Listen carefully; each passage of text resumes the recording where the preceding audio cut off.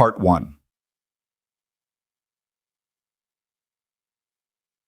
She was carrying a cardboard box out of the hospital when the first helicopter appeared. Not one helicopter. 3. Black against the gray Oregon sky, cutting low over the tree line with the kind of deliberate mechanical urgency that made people stop and stare. The rotors were loud enough to rattle the glass panels above the emergency entrance. A security guard stepped outside and shielded his eyes. 2 nurses on a smoke break looked up and forgot to smoke. Emily Carter kept walking. She had her stethoscope folded on top of her belongings, her ID badge flipped face down, and her jaw set in a way that didn't invite conversation. 29 years old, 5 years at Westbrook Regional. Fired 11 minutes ago in front of 12 people, including an orderly she'd trained herself and a doctor who hadn't said a word in her defense. The helicopters banked east and held formation over the parking structure. Then the military vehicles turned onto Hargrove Avenue. Well, before you find out what happens next, if this story already has you, drop your city in the comments. I want to see how far this one travels. Hit follow so you don't lose the thread. Every part lands harder than the last. Fairmont, Oregon was not the kind of city where things happened. It sat in the wide, flat corridor between the Coast Range and the Willamette Valley. Big enough for a regional hospital, small enough that everyone in that hospital eventually knew everyone else's business. Westbrook Regional served 4 counties. It had 400 beds, 2 trauma bays, a helicopter pad on the south roof it rarely used, and an administration wing that had been renovated twice in the past decade while the ICU monitors aged out of manufacturer support. Emily had flagged the monitors 8 months ago. She'd flagged the staffing ratios 6 months ago. The expired crash cart medications in Bay 3, the broken suction unit that kept getting taped back together, the night shift triage protocols that hadn't been updated since the previous CMO left. She had documented all of it, submitted the paperwork through the correct channels, sent follow-up emails when those channels went quiet, kept copies. She kept copies of everything. That habit had started somewhere else, in a different life, under conditions she didn't talk about at work. At Westbrook, she was just the quiet nurse on the day shift, the one who showed up early and stayed late and never made a fuss about overtime. The one the charge nurses liked because she didn't complain and the doctors tolerated because she didn't push back, at least not loudly, until she did. The meeting with Richard Holloway had been scheduled for 9 in the morning. Emily had arrived at 8:55 with a folder 2 inches thick and a very specific list of items she wanted addressed before the end of the quarter. She'd requested the meeting 3 times. The first 2 requests had been rerouted to an assistant who told her the administrator's calendar was full. The third request had come after a patient in Bay 3 coded during a routine procedure because the suction unit failed mid-airway clearance. The patient survived. Barely. Richard Holloway ran Westbrook Regional the way certain men run things they've never worked directly in, from a comfortable distance, with a strong preference for good news and a low tolerance for people who delivered the other kind. He was 53, broad-shouldered in a way that had gone soft, and he wore the hospital's administrative authority like a coat he'd inherited and never had tailored. His office was on the 4th floor and smelled like carpet cleaner and the kind of coffee that came in individual pods. He had kept Emily waiting for 20 minutes past the scheduled time. When she finally sat across from his desk, he hadn't offered her water or looked up immediately from whatever he was reading. When he did look up, his expression was the particular blend of patience and condescension that administrators develop when they've learned they can make people feel small without technically saying anything offensive. "Nurse Carter," he said, "what can I do for you?" She opened the folder. "I want to talk about the incident in Bay 3 on Tuesday and the pattern of equipment failures that led to it." "I'm aware of the incident." "Then you're aware the patient nearly died because of a suction unit that's been on the repair log for 11 weeks. Holloway leaned back. "Equipment maintenance is handled by facilities management. That's not a nursing concern. Patient safety is a nursing concern." "Of course," he smiled. It didn't reach anywhere near his eyes. "And I appreciate your dedication, but Westbrook Regional has protocols. We have department heads. We have a chain of command for exactly these kinds of concerns, and submitting reports through the appropriate—" "I've submitted 6 reports in 8 months." Emily kept her voice level. "Through the appropriate channels. I have the submission confirmations. I have the dates. None of them resulted in any corrective action. Something shifted in Holloway's expression. Not embarrassment. Something closer to irritation at being made to account for a thing he'd decided not to deal with. Some of those reports were reviewed, he said. Reviewed and filed. Not acted on. That's a determination made at the department level, not Richard. She used his first name deliberately. A patient almost died in Bay 3. I watched Dr. Ferris bag him for 4 minutes while 2 people tried to fix a machine that should have been replaced last spring. I'm not here to make your morning difficult. I'm here because I need to know that the next time a patient comes through that door, the equipment works. The silence that followed was the kind that precedes a decision being made. Holloway closed the folder she'd slid across his desk, not opened it, closed it. Then he set it aside. I think, he said, there may be a cultural fit issue here. Emily looked at him. You've been with us. How long? 5 years? And in that time there's been a recurring pattern of friction. Complaints escalated beyond their appropriate level. Interpersonal conflicts with department leadership. He folded his hands. I've had conversations about this, about your approach. My approach to patient safety. Your approach to working within an institutional structure. He said it gently, which was worse than if he'd said it harshly. Westbrook Regional values collaborative team members, people who understand that lasting change happens through process, not through individual staff members deciding to circumvent. I didn't circumvent anything. I followed every protocol exactly. Emily. He picked up a pen, which was a habit powerful people had when they wanted to seem like they were moving on to something more important. I think it would be best for everyone if we separated. Effective today. The room went very still. You're firing me. We're parting ways. You'll have your final paycheck and 2 weeks of severance. HR will walk you through the documentation. She held his gaze for a long moment. His didn't waver. He was practiced at this. There are patients in this building, she said, who will be harmed by the same failures I just documented, and you'll have this conversation on record. Have a safe drive home, Emily. He pressed a button on his desk phone and asked his assistant to send in HR. The HR processing had taken 35 minutes and had happened in a small room off the main corridor on the second floor, which meant that by the time Emily walked out with her access badge deactivated and her personal locker cleared into a paper grocery bag, a substantial portion of the day shift already knew. Word moved fast in hospitals. It always did. People who heard things in passing repeated them between rooms, and the shape of the story changed slightly each time, the way stories do, but the core of it stayed the same.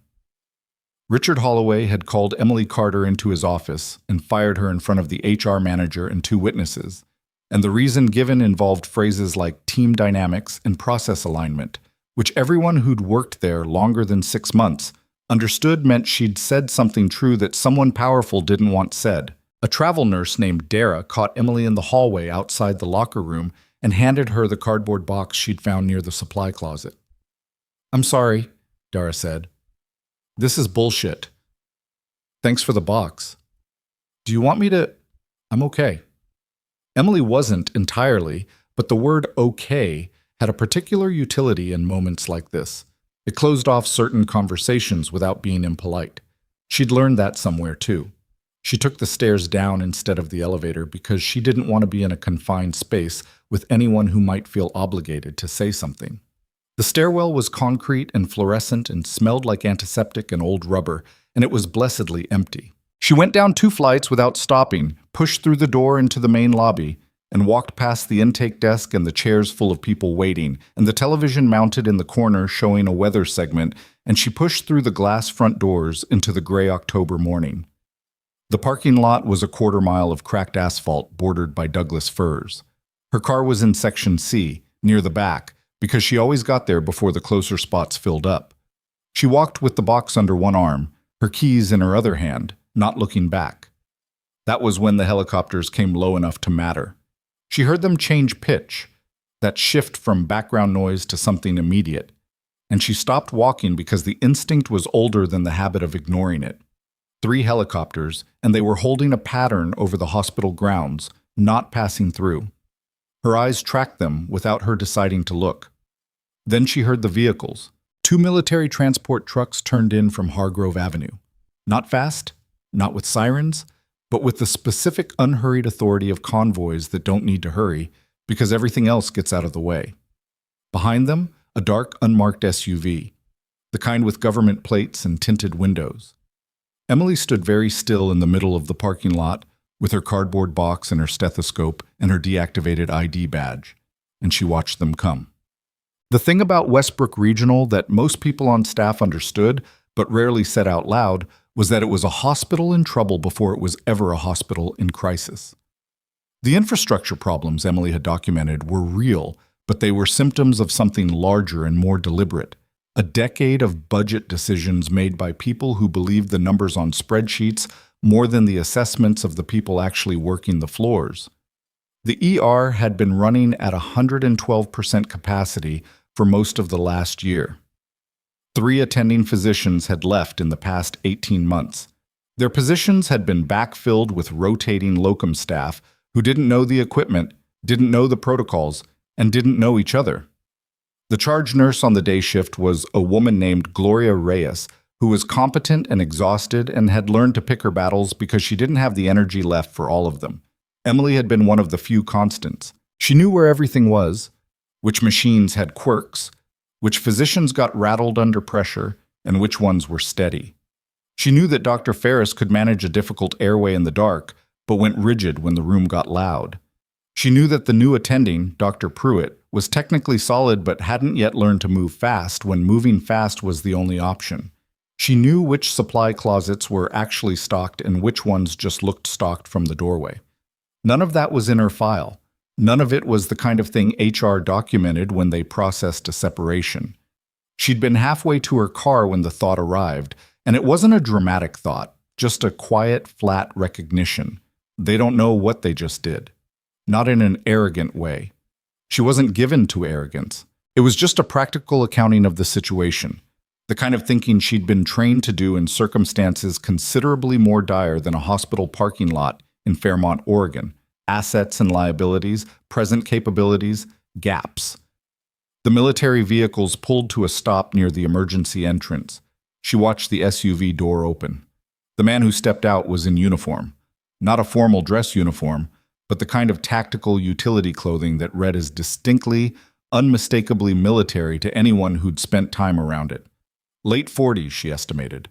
Good posture, economical movements, the kind of physical stillness that came from years of operating in environments where unnecessary motion drew attention.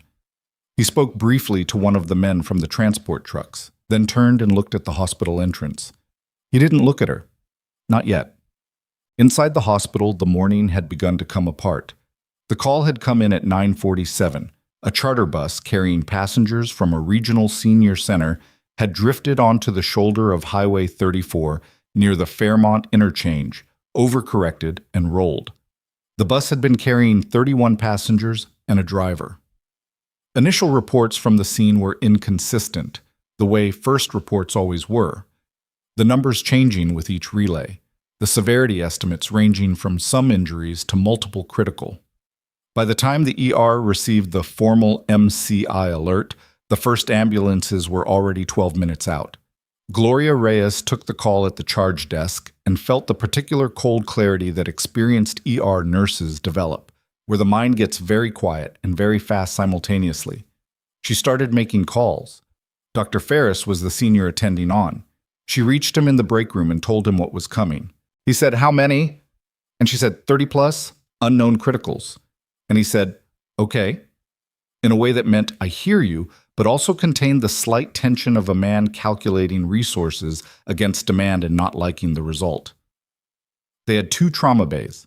2 trauma bays, 3 exam rooms currently occupied, a waiting room with 11 people in various stages of waiting, 1 attending physician, 2 residents, and a nursing staff that was already short 1 person because the quiet nurse who knew where everything was had just been walked out of the building with a cardboard box. Dr. Pruitt appeared in the hallway, already pulling on gloves. "What do we have?" "Bus rollover on 34, mass-casualty event. First unit's ETA, 9 minutes. "Do we have trauma surgery on call?" "Bachman's on. I'm paging him." We need to open the overflow bay. I know. Gloria was already moving. Get the residents to start clearing rooms. Anyone stable enough to wait moves to the secondary waiting area. Dr. Pruitt nodded and went. He was good in the first 30 seconds of a crisis. It was the sustained pressure that tested him. At the same moment, on the fourth floor, Richard Holloway received a call from his assistant about the incoming MCI. He listened, asked 2 clarifying questions, and then made a decision he would later struggle to characterize accurately when asked to recount it. He told his assistant to notify department heads and handle through normal protocol, then return to the budget spreadsheet he'd been reviewing. He would say later that he trusted his team, that he had every confidence in the professionals under his leadership, that his role was oversight, not operations. He did not go downstairs. Emily was still in the parking lot when the first ambulance came. She heard the siren before she saw it. The Doppler shift as it turned off Hargrove, the brief blip of the air horn at the entrance, and then the back doors opening and the controlled rapid motion of paramedics unloading a gurney. The patient was intubated, C-spine precautions, one arm in a temporary splint. A second ambulance was already turning into the lot behind the first. She stood there with her cardboard box. The military officer near the entrance had turned toward the ambulances. He said something to the man beside him, and the other man moved toward the hospital entrance with a quick, purposeful stride. Emily's phone buzzed. She looked at it. Gloria. She considered not answering for exactly 2 seconds, then picked up. Emily! Gloria's voice had the tight, controlled quality of a person managing too many things simultaneously. I know what happened this morning. I don't have time to address that right now. I need to ask you something. Okay? How far are you from the building? Emily looked up. I'm in the parking lot. A brief silence, then, we have a bus rollover MCI incoming. 30-plus patients. I'm 2 nurses short of where I need to be, 1 attending, and Bachman stuck in a procedure. I know Holloway fired you, and I know that puts you... I know what I'm asking, but if there's any part of you, what's your critical count? I don't know yet. First unit just came in, patients intubated, looks like a TBI, and internal. Second ambulance behind it. I have maybe 4 minutes before it gets loud in here. Emily looked at the ER entrance, looked at the cardboard box in her hands.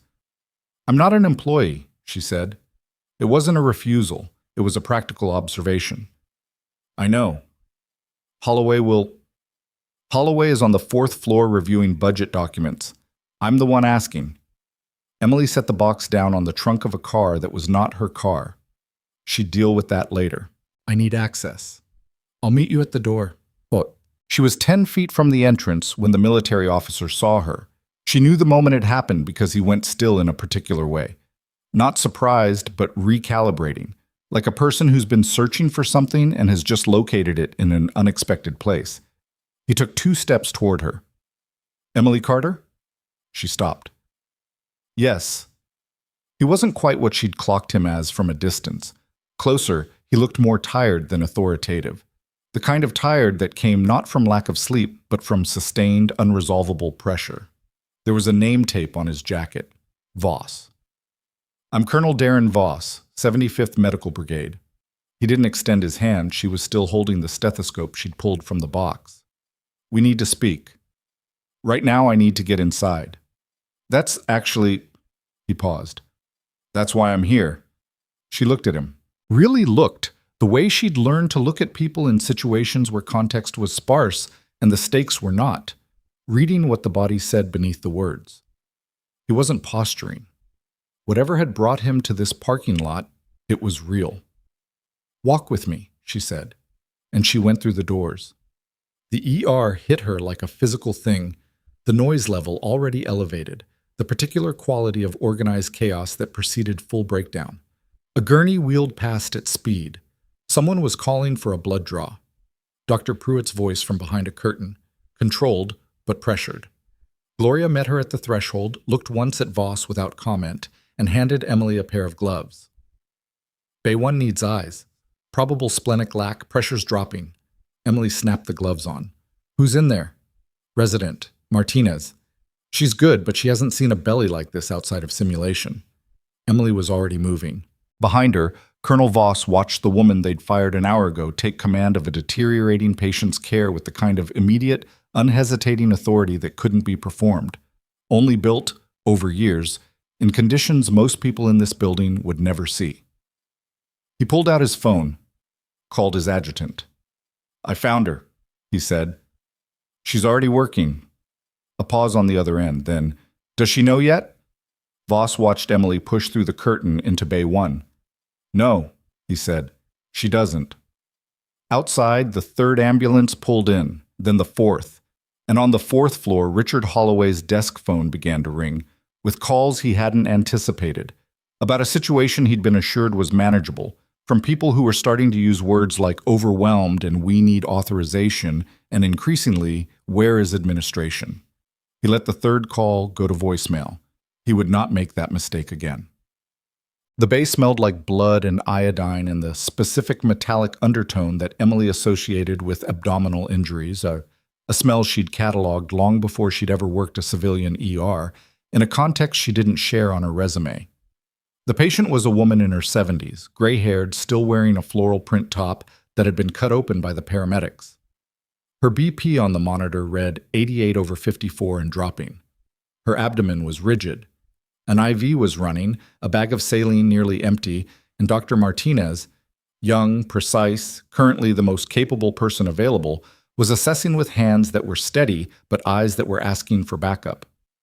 "What do you have?" Emily said. Martinez looked up. Something in her face shifted. The specific relief of a person who has just been joined by someone who knows what they're doing. Restrained passenger, right side impact, GCS 12 on scene, now 10. Abdomen's board-like, tachycardic, BP tanking. I think we have a splenic lac or worse. When's Bachman free? Still in procedure, 20 minutes, minimum. Emily looked at the monitor. The BP dipped again. We don't have 20 minutes. Push fluids. Switch to LR, wide open. Get type and cross. Call the blood bank for 2 units O negative to start. And get me a fast. Ultrasound's in 3.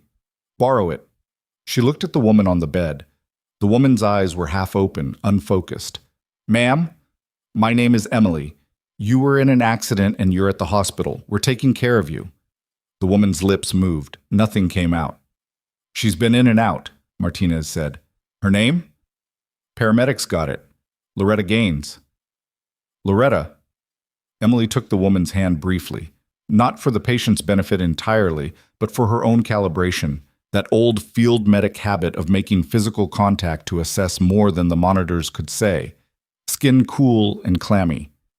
"We've got you." She let go and reached for the chart. From outside the bay, she could hear the ER getting louder. More gurneys, more voices, the specific escalating dissonance of a system approaching its limit. And beneath all of it, Colonel Voss was standing near the charge desk, watching, waiting for a moment that hadn't arrived yet.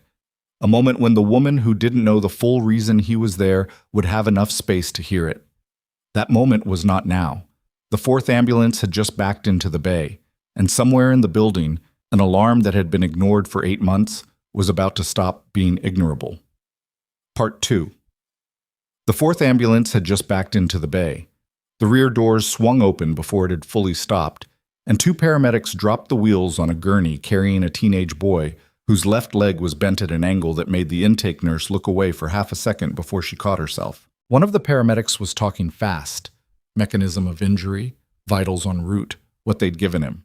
And the other was squeezing a bag valve mask with the rhythmic focus of someone who'd been doing it for 10 minutes straight and would keep doing it until told otherwise. Gloria was at the door with a clipboard and the expression of a person doing triage math in real time.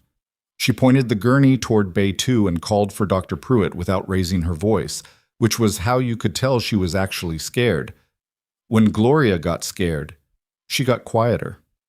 Inside Bay 1, Emily had the ultrasound probe on Loretta Gaines' abdomen, and she was looking at the screen with the flat, concentrated attention of someone reading a language they know well.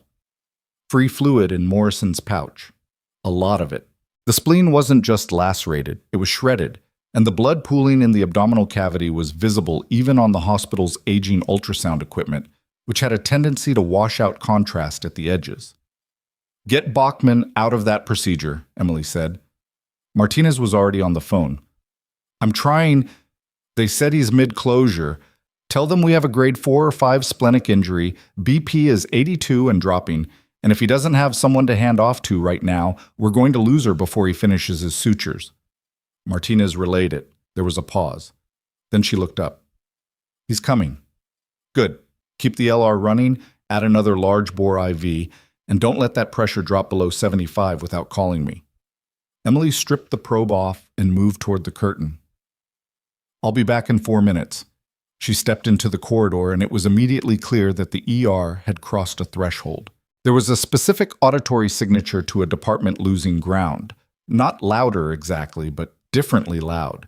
The sounds no longer organized around a center, conversations overlapping without resolving, the intercom paging people who weren't where they were supposed to be. 3 gurneys in the hallway. A man in his 60s sitting upright against the wall with a temporary neck brace and blood drying on his collar, waiting with the patient patience of someone in shock who hasn't yet registered that he's supposed to be scared. Emily stopped beside him. Sir, are you with the bus? He looked at her. Yes. Are you having any trouble breathing? Any chest pain? My neck hurts. You have a brace on. That's good. Someone's going to come to you very soon, okay? Stay seated right here. She straightened up and scanned the corridor. Martinez had followed her out, phone still in hand. We have at least 6 more incoming, Martinez said. 2 criticals in the next wave. Where's Pruitt? Bay 2 with the leg. He's going to need OR. Pediatric trauma?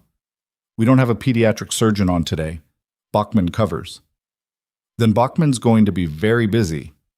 Emily looked toward the charge desk, where Gloria was managing 3 things simultaneously with the particular efficiency of a woman who had decided not to break down until later, possibly never. Gloria, hallway patients. Who's got eyes on them? Dara's doing a sweep. We're pulling in 2 nurses from the 2nd floor. Administration approved it 10 minutes ago. Not enough. Do we have any off-duty staff who can come in? I've called 4. 2 said yes.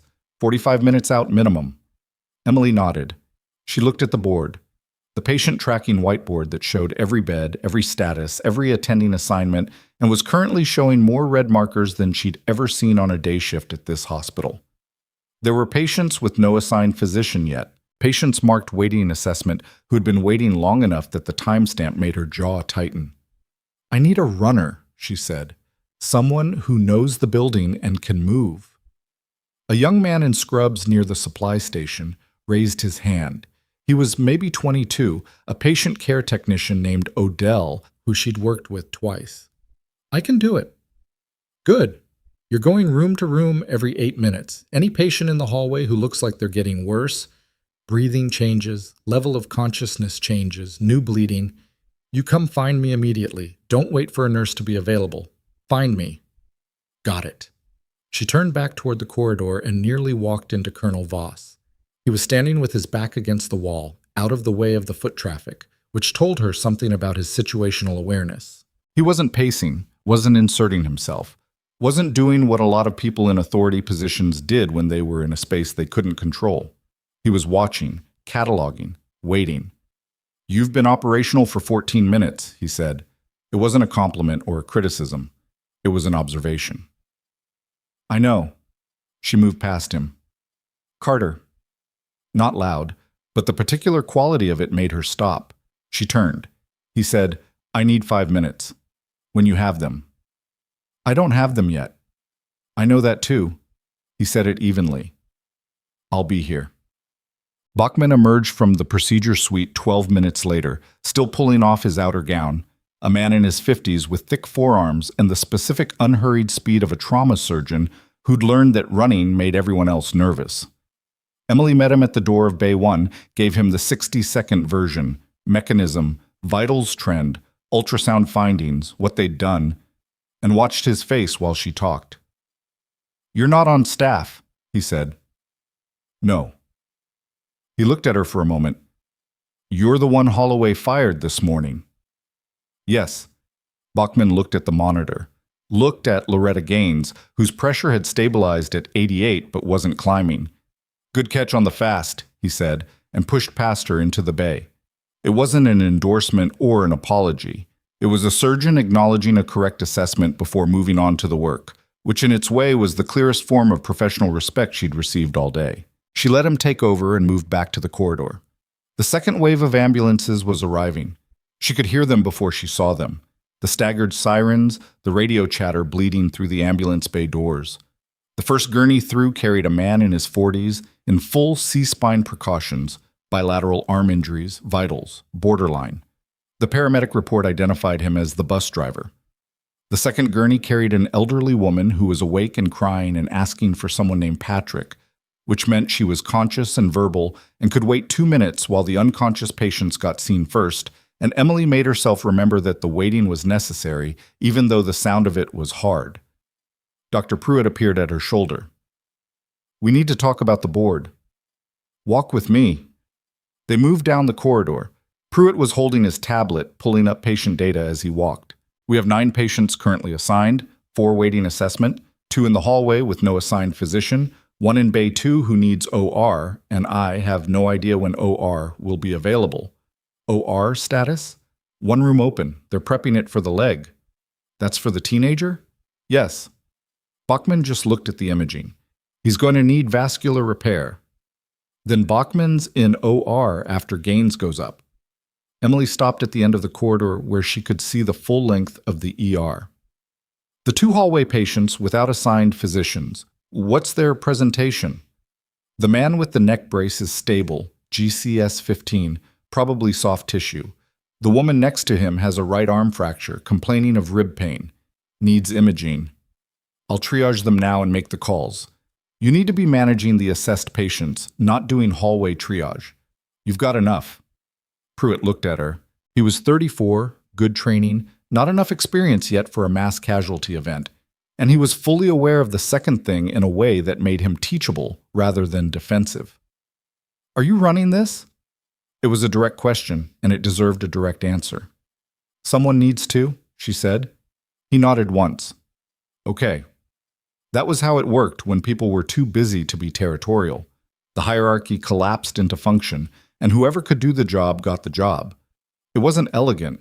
It wasn't what the hospital's organizational chart said should happen. But the chart had been written in an office somewhere, not in a corridor with 9 unassigned critical patients and an OR that was about to be tied up for 2 hours. Richard Holloway came downstairs at 11:23. He came not because he'd been summoned.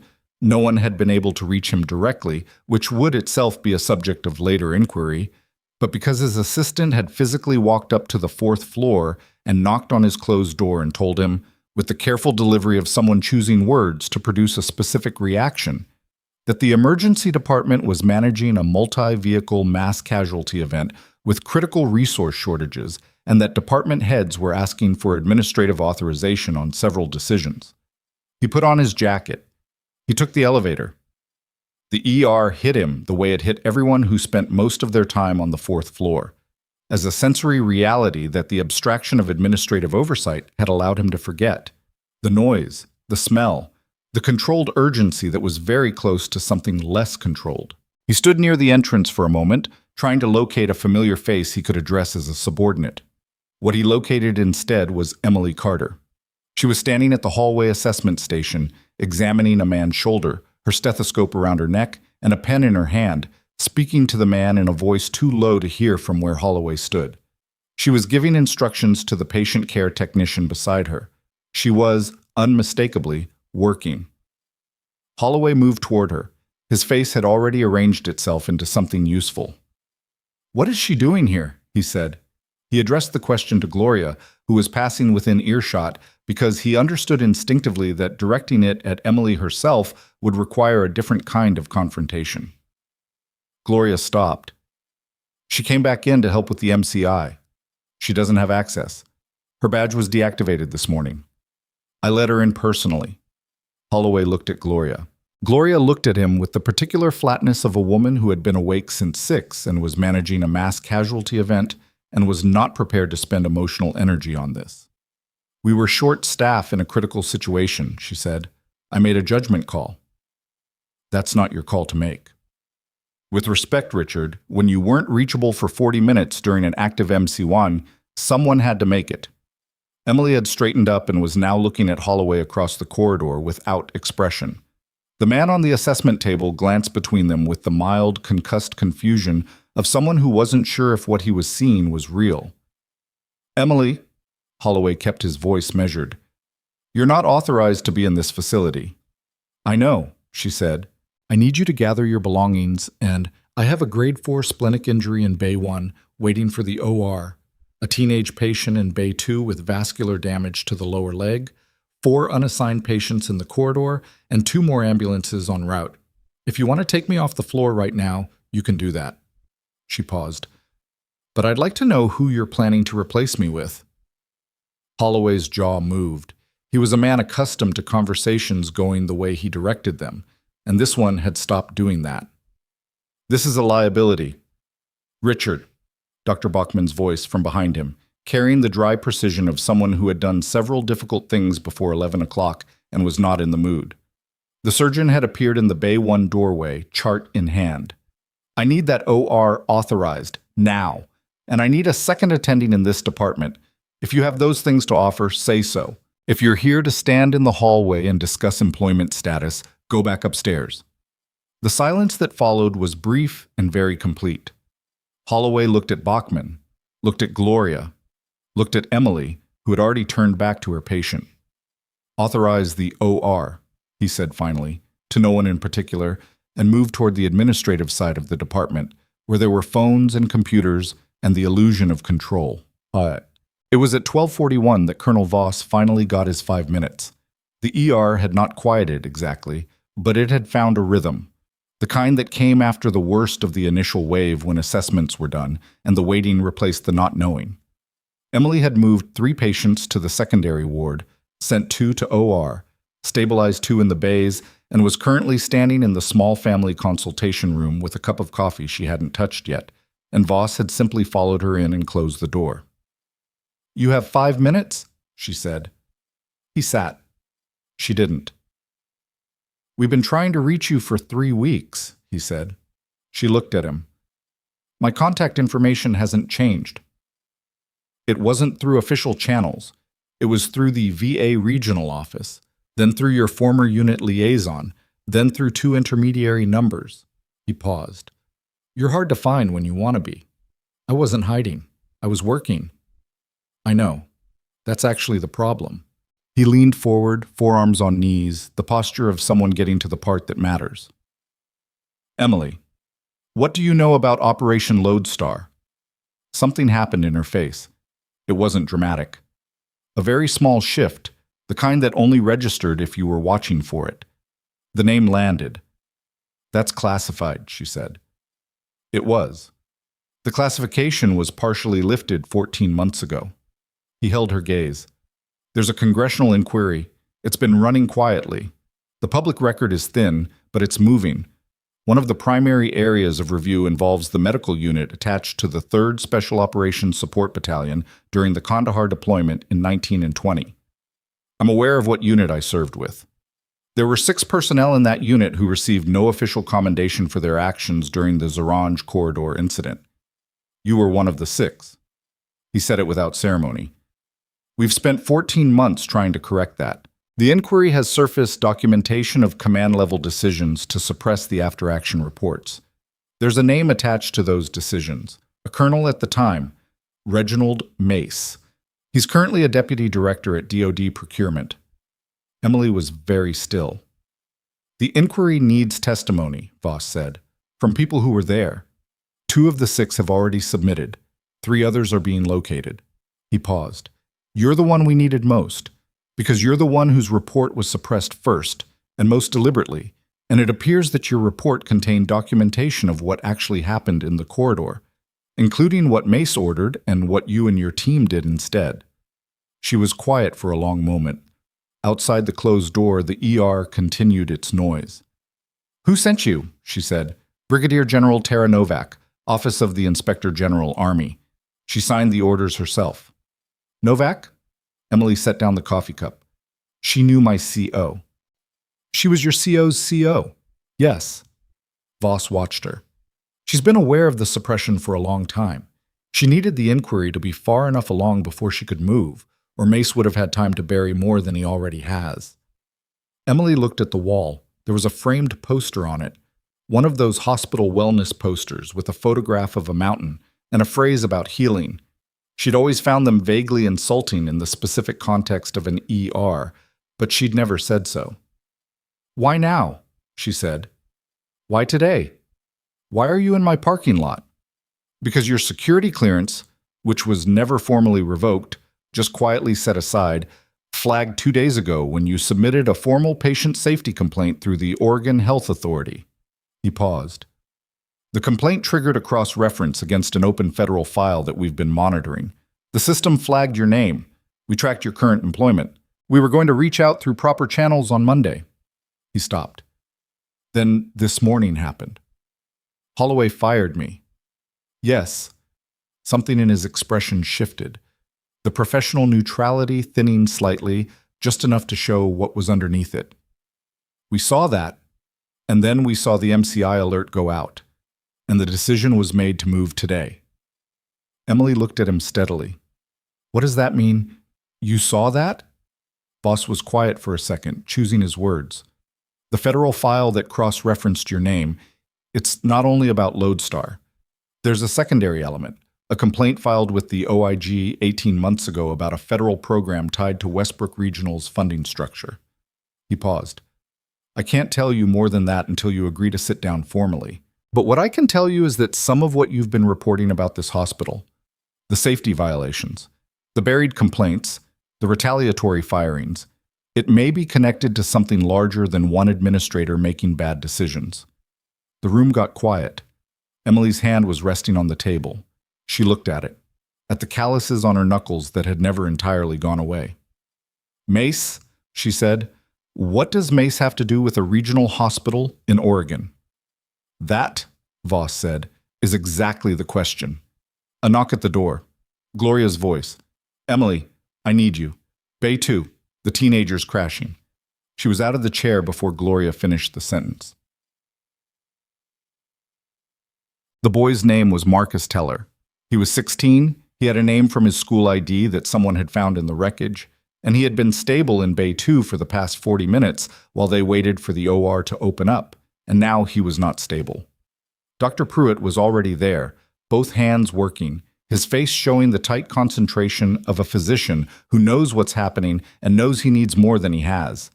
The monitor showed a heart rate climbing into the 140s and a pressure dropping toward territory that demanded a decision. "What happened?" Emily snapped on gloves as she moved to the bedside. "BP's been drifting for the last 10 minutes. I thought it was pain response, but now—" Pruitt shook his head. "I'm thinking retroperitoneal bleed. The leg injury was distracting. I missed—" "Don't." She didn't say it unkindly. "What do you have for access?" "2 IVs, both running. Blood bank sent 2 units 15 minutes ago. We've got one in." Get the second one in now, fast as it'll go." She looked at the imaging clips on the screen. "Get Bachman out of the OR." "He's mid-procedure. Tell him retroperitoneal bleed, 16-year-old, BP 79/50 and dropping. He will come." Pruitt picked up the phone. Emily stood at the bedside and looked at Marcus Teller, who was semi-conscious, his head turned slightly to the side, his face the color of old paper.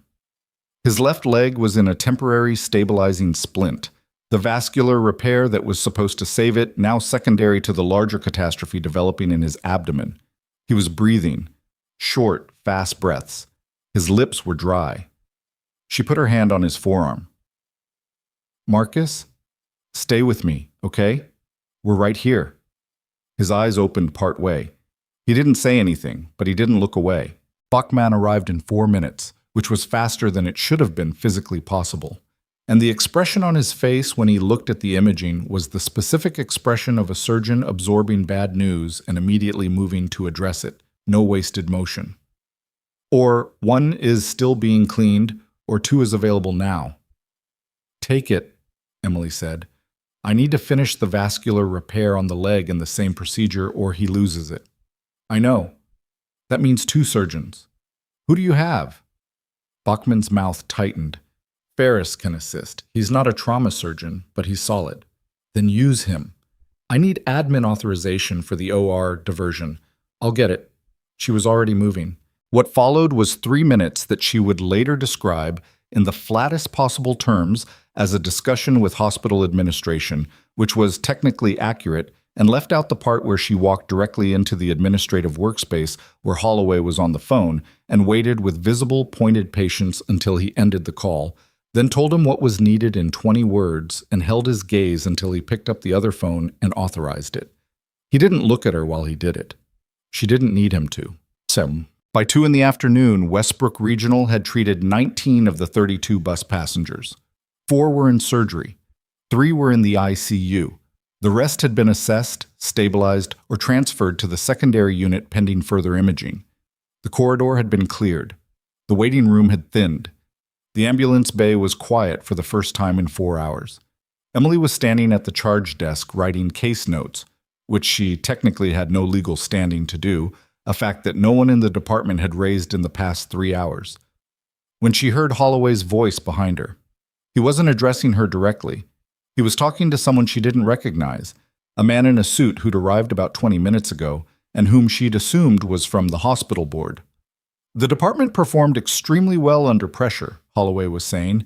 Leadership responded to the event effectively, and I'm proud of how the team— Richard, Dr. Bachman, passing by with a chart. He didn't stop walking. Don't. Holloway paused. Excuse me? Bachman had already turned the corner. From somewhere down the corridor, his voice carried back. I said don't.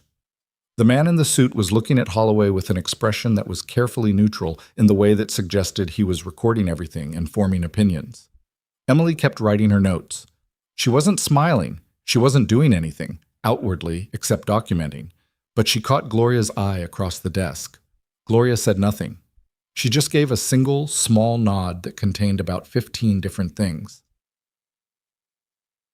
Meds. At 2:47, a man Emily didn't recognize appeared at the ER entrance. Military bearing, civilian clothes, a laptop bag over one shoulder. He went directly to Voss, who was still positioned near the waiting area like a man who had nowhere else to be and had decided that was fine. They spoke briefly, low enough that Emily couldn't hear, but she saw the man hand Voss a folder, a physical folder, paper documents, which in 2024 meant the contents were something people had decided should not travel digitally. Voss looked through it. His face didn't change. He looked up once and found Emily across the room, held her gaze for a moment. Then he looked back at the folder and closed it, and his jaw set in a way that told her, without a single word crossing the distance between them, that whatever was in those pages had just changed the shape of the day. She thought about what he'd said. The safety violations, the buried complaints, the retaliatory firings, it may be connected to something larger. She thought about the 2-inch folder she'd left on Holloway's desk that morning, which he'd closed without opening. She thought about a corridor in Kandahar in 2020, and a decision she'd made, and a report she'd written that had disappeared into a chain of command that had decided it was inconvenient. She thought about Marcus Teller on that table, a boy who almost died because a distraction injury pulled attention from the one that mattered. How the most dangerous thing in triage wasn't the obvious wound. It was the one that was bleeding quietly, out of sight, while everyone looked elsewhere. She picked up her pen. She wrote one more note.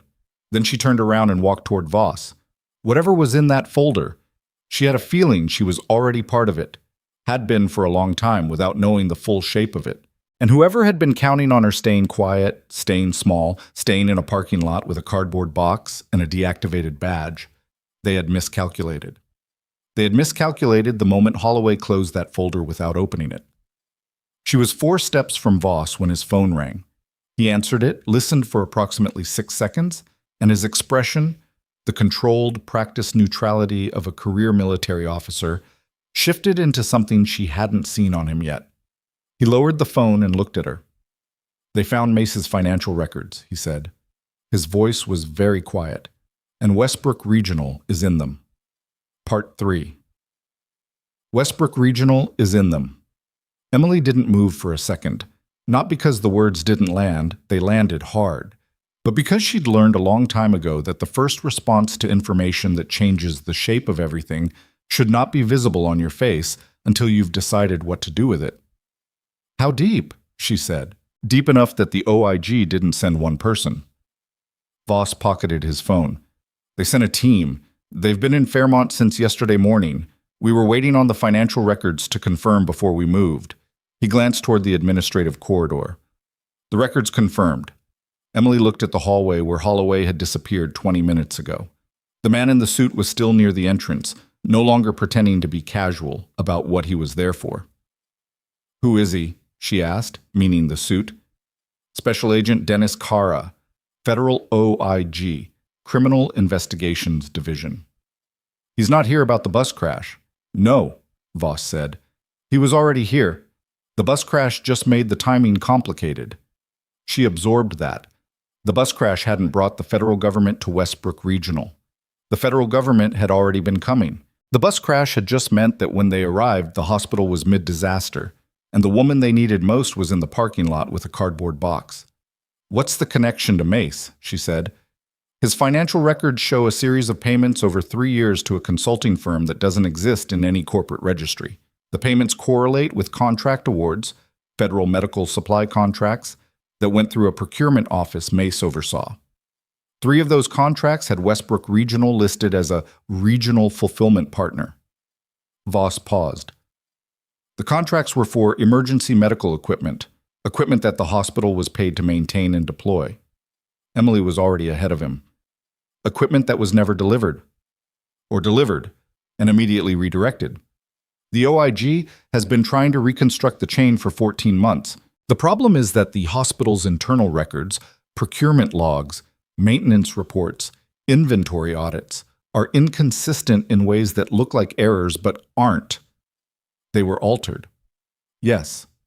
She was quiet for a moment. Outside, the late afternoon light had gone flat and gray through the ER windows, the kind of light that made everything look like it was being examined. The safety complaints I filed, she said slowly. The equipment failures I documented. The expired medications. The monitors that were supposed to be replaced. The equipment the hospital was paid to have, Voss said, and didn't. She looked at him. Holloway knew. It wasn't a question, but Voss answered it anyway. That's what the financial records suggest. His signature is on 3 of the procurement acknowledgement forms. He would have known what was supposed to be in this building. A pause. He would have known it wasn't. And he had fired her for documenting the gap. Not because she was a bad cultural fit. Not because of interpersonal friction or process alignment or any of the language he'd used in that office.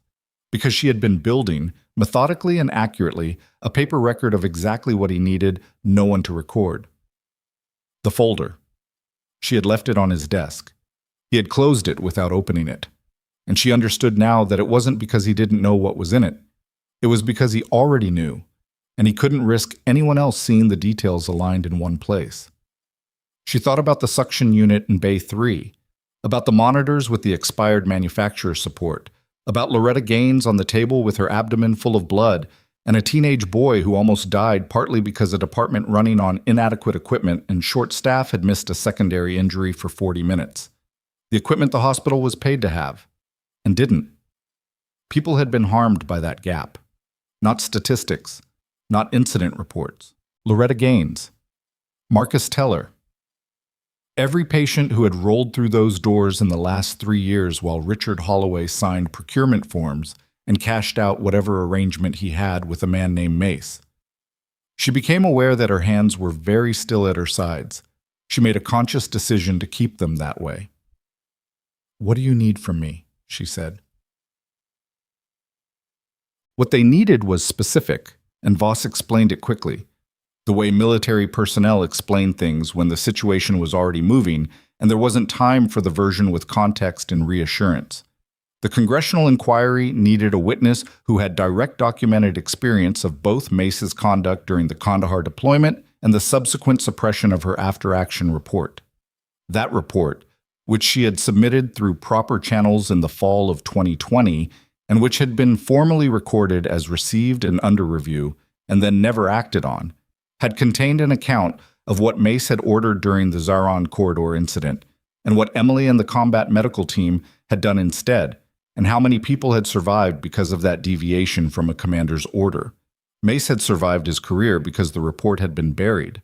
He had risen further because the people who knew about it had stayed quiet, some by choice, some by pressure, some because they'd been told the story was more complicated than it looked, and had believed it long enough for it to stop mattering. The OIG inquiry had changed the calculus. The financial records changed it further. And Emily's safety complaints, the documented, time-stamped, formally submitted paper trail she'd been building for 8 months, were the connective tissue the investigators needed to tie the military fraud to the civilian cover-up. "Your complaints prove he knew," Voss said. "Not just that the equipment was missing, but that someone with signing authority was aware of the discrepancy and actively suppressed documentation of it. That's the link." "It also proves," Emily said, "that the patients in this hospital were put at risk to protect a financial arrangement." "Yes. That's not just fraud, that's criminal negligence." "The DA's office in Portland has been briefed." Voss didn't flinch from it. "This is going further than an administrative action." She nodded. It was a lot of information to stand still with, and she was aware of the ER noise around them. A nurse calling for a medication check, a monitor alarming briefly before it was silenced, the ordinary machinery of a department starting to recover its rhythm.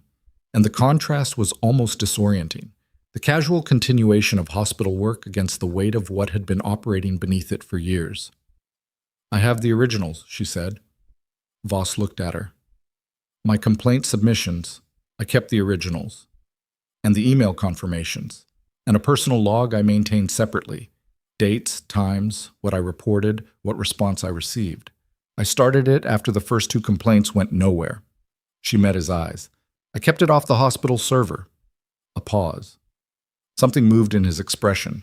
Not surprise exactly, but recognition. The look of someone who had been hoping for something and just found out it was real. "Where is it?" he said. "Home. Hard copy and an encrypted drive. We'll need both." "I know." She straightened her stethoscope. "But first I need to check on my patients." She was in the ICU doorway checking on Loretta Gaines, who had come through surgery and was sleeping with the heavy, irrefutable unconsciousness of someone who had been very close to a different outcome, when she heard Holloway's voice down the corridor. He was talking on his phone, and he sounded, for the first time since she'd known him, rattled. Not angry, not authoritative, rattled. The specific pitch of a man who has received information that his careful management of a situation has just failed to prevent something. She didn't follow him. She watched the rise and fall of Loretta's chest and thought about 3 years of equipment that wasn't there, and the patients who'd needed it, and the administrator who'd known, and the distance between knowing and acting that some people could live with and some couldn't. She could hear the voice of every supervisor she'd ever had, military and civilian, who had told her in various ways that the most important skill was knowing when to push and when to wait. That timing was its own form of courage.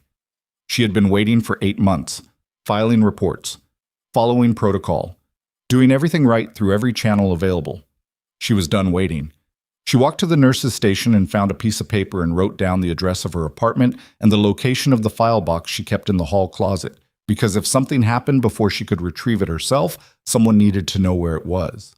She folded the paper and put it in her pocket. Then she went back to the ER, because there were still patients, and they still needed care, and that had always been true, regardless of everything else. At 4:15, Richard Holloway walked into the ER with 2 people Emily didn't know, and stopped in the center of the corridor with the practiced authority of a man reclaiming a space. "I need this department's senior nursing staff in the conference room in 10 minutes, he said. His voice was steady. His face had rearranged itself into the particular administrative blankness he used when he was planning something. Gloria looked at Emily. Emily looked at Holloway. "We have 3 post-surgical patients being monitored," Emily said, 2 ICU transfers pending clearance, and a hallway patient whose imaging results haven't come back yet. If you want the nursing staff in a conference room, I'd suggest waiting until— This isn't a request. Then it's a bad order. She said it without heat. The patients come first, you know that, or you should. One of the 2 people with Holloway, A woman in her 40s with the kind of posture that came from years of institutional authority looked between them with focused, quiet attention. Holloway's jaw tightened. Your presence in this facility is unauthorized, and I intend to address that along with several other issues. Richard, the woman beside him, her voice was measured and final. I need to speak with you privately, now. He turned to look at her, and whatever he saw on her face stopped the rest of what he was going to say. Who are you? Emily said. The woman turned to her. Dr. Lena Ferris. I chair the hospital board's oversight committee. A pause. We received a formal notification this morning from the Oregon Health Authority, and this afternoon we received a second notification from the federal OIG. She held Emily's gaze. We've been aware of concerns about this department's administration for some time. Today accelerated the timeline. Holloway's face had gone the color of old concrete. The concerns, Emily said carefully, safety reports that were received and not acted on, procurement discrepancies, retaliatory personnel actions. Ferris was precise, unhurried, the way people were when they had documentation supporting every word they said. Ms. Carter, we're aware you were terminated this morning. We're aware of the circumstances. I can't make formal decisions unilaterally, but I want you to know that the board has significant concerns about the process. Lena, Holloway's voice had dropped. This isn't the appropriate. Richard, she looked at him directly. I'd like you to step into the conference room. He stepped into the conference room. Emily watched the door close. She stood in the corridor in borrowed scrubs with no active hospital badge and a stethoscope that technically she wasn't authorized to be wearing, surrounded by the sounds of a department she'd spent 5 years learning in a building that had fired her 9 hours ago. Gloria appeared at her shoulder. You okay? Ask me in an hour. Gloria handed her a coffee. What happens now? Emily looked at the conference room door. Something they should have let happen 8 months ago, she said, but they were too busy trying to make sure it didn't. Her phone buzzed. She looked at the screen.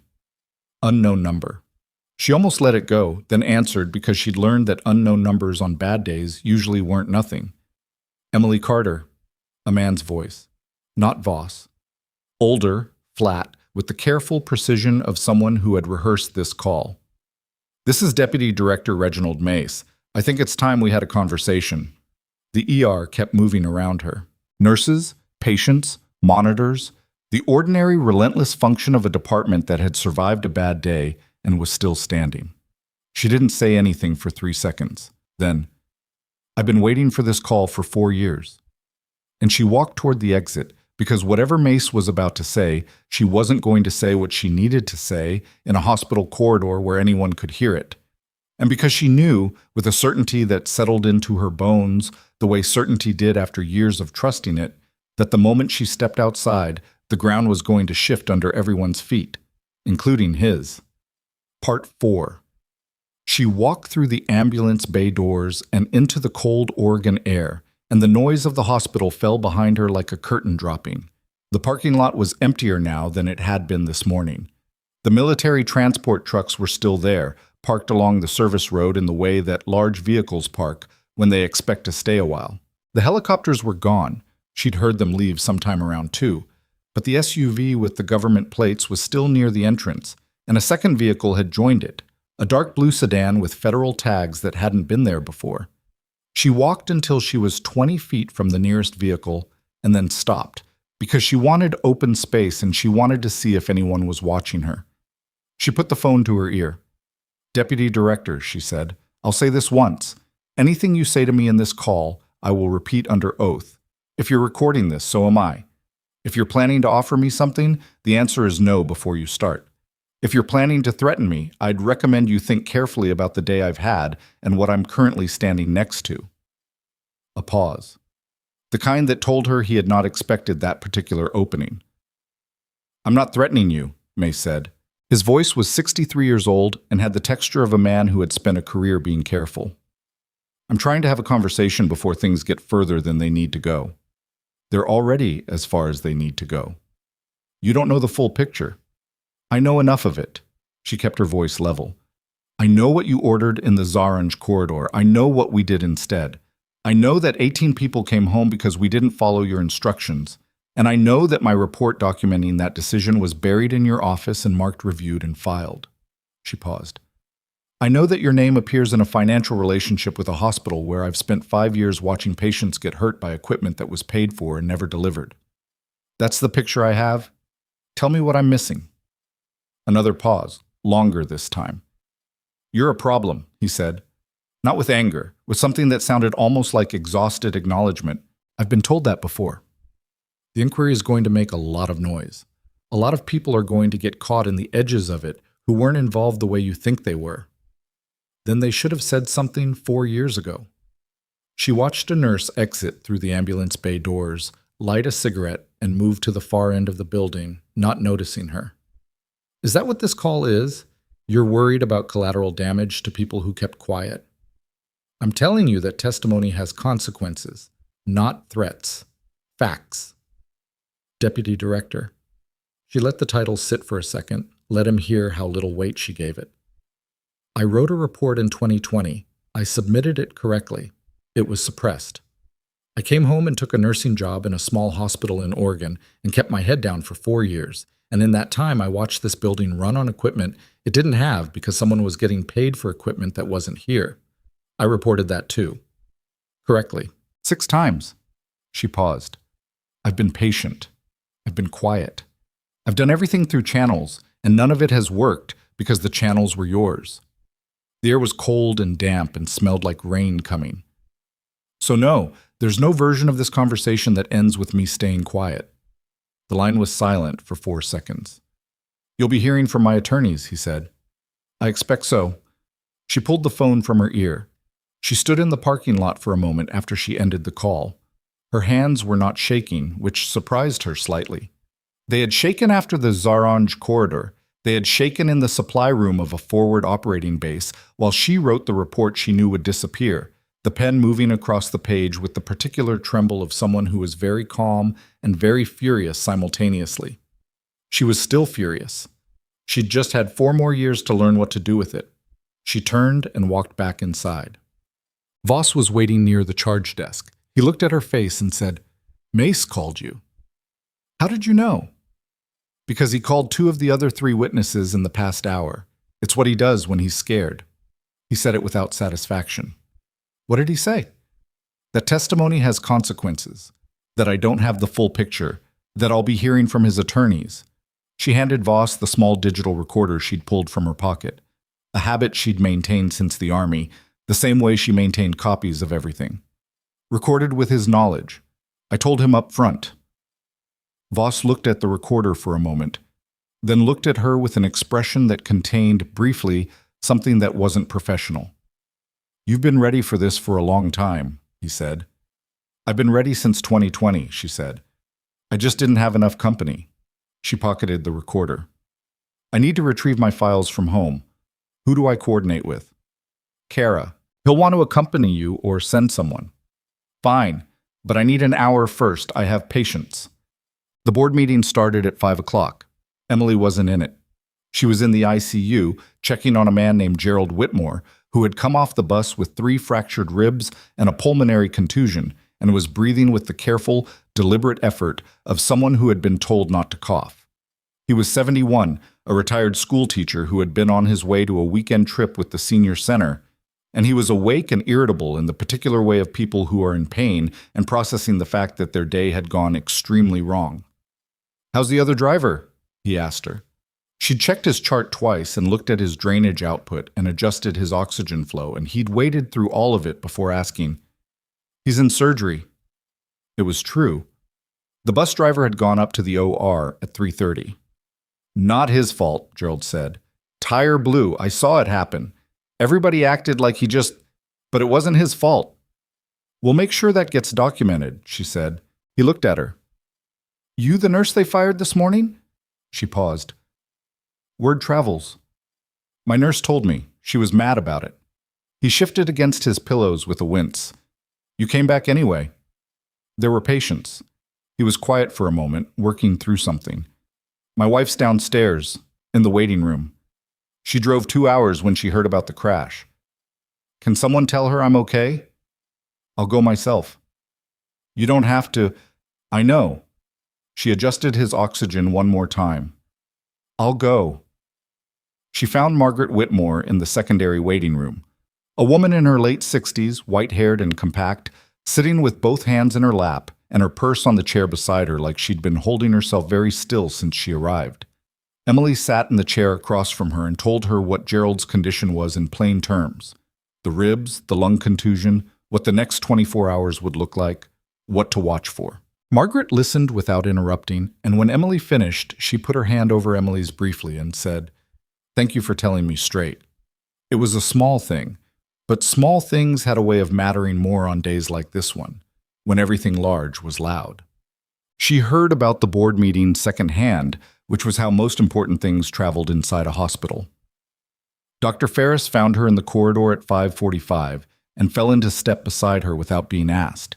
He was 50, had been at Westbrook Regional for 12 years, and had the manner of a man who'd spent a long time watching things happen that he hadn't said enough about. They asked Holloway to step aside pending review, he said. Emily kept walking. His decision or the board's? Board's. Ferris moved it. 2 other members seconded. A pause. He didn't go quietly. Did he name me? He named everyone. You, Gloria, Bachman, the OIG investigators, the federal agents outside. Ferris's voice was dry. He used the phrase coordinated campaign several times. What did the board say? Ferris told him the financial records were already in federal hands and that his cooperation now was the only thing that might affect the shape of what came next. He paused. He walked out before she finished. Emily stopped at the ICU threshold. Where is he now? His office, 4th floor. His assistant called legal counsel about 20 minutes ago. She thought about Holloway on the 4th floor with his coffee pod machine and his carpet smell and his desk phone, calling lawyers while 2 floors below him the department he'd gutted was still treating the patients his decisions had endangered. She felt the anger move through her and let it pass, the way she'd learned to let it pass. Not suppressed, just processed, because anger that stayed lodged in the body made the hands unreliable. The OIG team is going to want access to the administrative records, she said. Kara already submitted the request. Ferris authorized it. Ferris looked at her sideways. She also asked about you, whether you'd be willing to speak with the board directly. Tonight? Tomorrow morning, if you're available. I'll be available. He nodded. They stood at the ICU threshold for a moment in the particular silence of 2 people who have worked a very long day together and arrived at something that wasn't quite an ending. The suction unit, he said. Bay 3. I've been here 12 years and I never pushed hard enough on that. She didn't tell him it was okay because it wasn't entirely. You're pushing now, she said, which was the accurate thing and also the kinder one. He went back to his patients. She went to get her files. Kara sent an agent with her, a woman named Theus, early 30s, who drove a gray government sedan and said very little during the 20-minute drive to Emily's apartment building on the east side of Fairmont. The building was 4 stories, brick, a little tired around the edges. Emily's apartment was on the 3rd floor. She'd lived there for 4 years, and it looked the way apartments looked when a person lived alone and worked long hours. Clean, sparse, nothing on the walls except one framed topographic map of the Pacific Crest Trail that she'd bought from a street market and never had a reason to take down. The hall closet held the file box. She pulled it out and set it on the kitchen table. Inside, 12 manila folders organized chronologically, each one labeled in her handwriting, each one containing originals and photocopies. The encrypted drive was in a small zipper pouch at the bottom, wrapped in a cloth that had come with a set of surgical instruments she'd brought back from a forward operating base and still couldn't make herself throw away. These stood near the door and watched without commenting. Emily opened the first folder, looked at the first document, her initial safety complaint, dated 11 months ago, with the OHA submission confirmation stapled to the back. She thought about the morning she'd submitted it. She'd been in her car in the Westbrook parking lot, the engine running for warmth, sending the email attachment through the OHA portal on her phone. It had taken 4 minutes. She'd sat there for another 10 afterward, not doing anything, just watching the tree line at the edge of the lot, wondering if it would matter. "Do you need a receipt?" Thies said. "Yes." Emily closed the folder. "For everything." Thies pulled out a tablet. They worked through the transfer methodically. Each folder inventoried, each item logged, the chain of custody documented at every step. It took 40 minutes.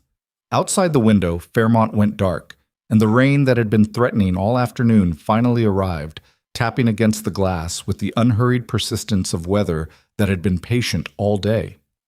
When they were done, Emily sat at the kitchen table for a moment and looked at the empty space where the box had been.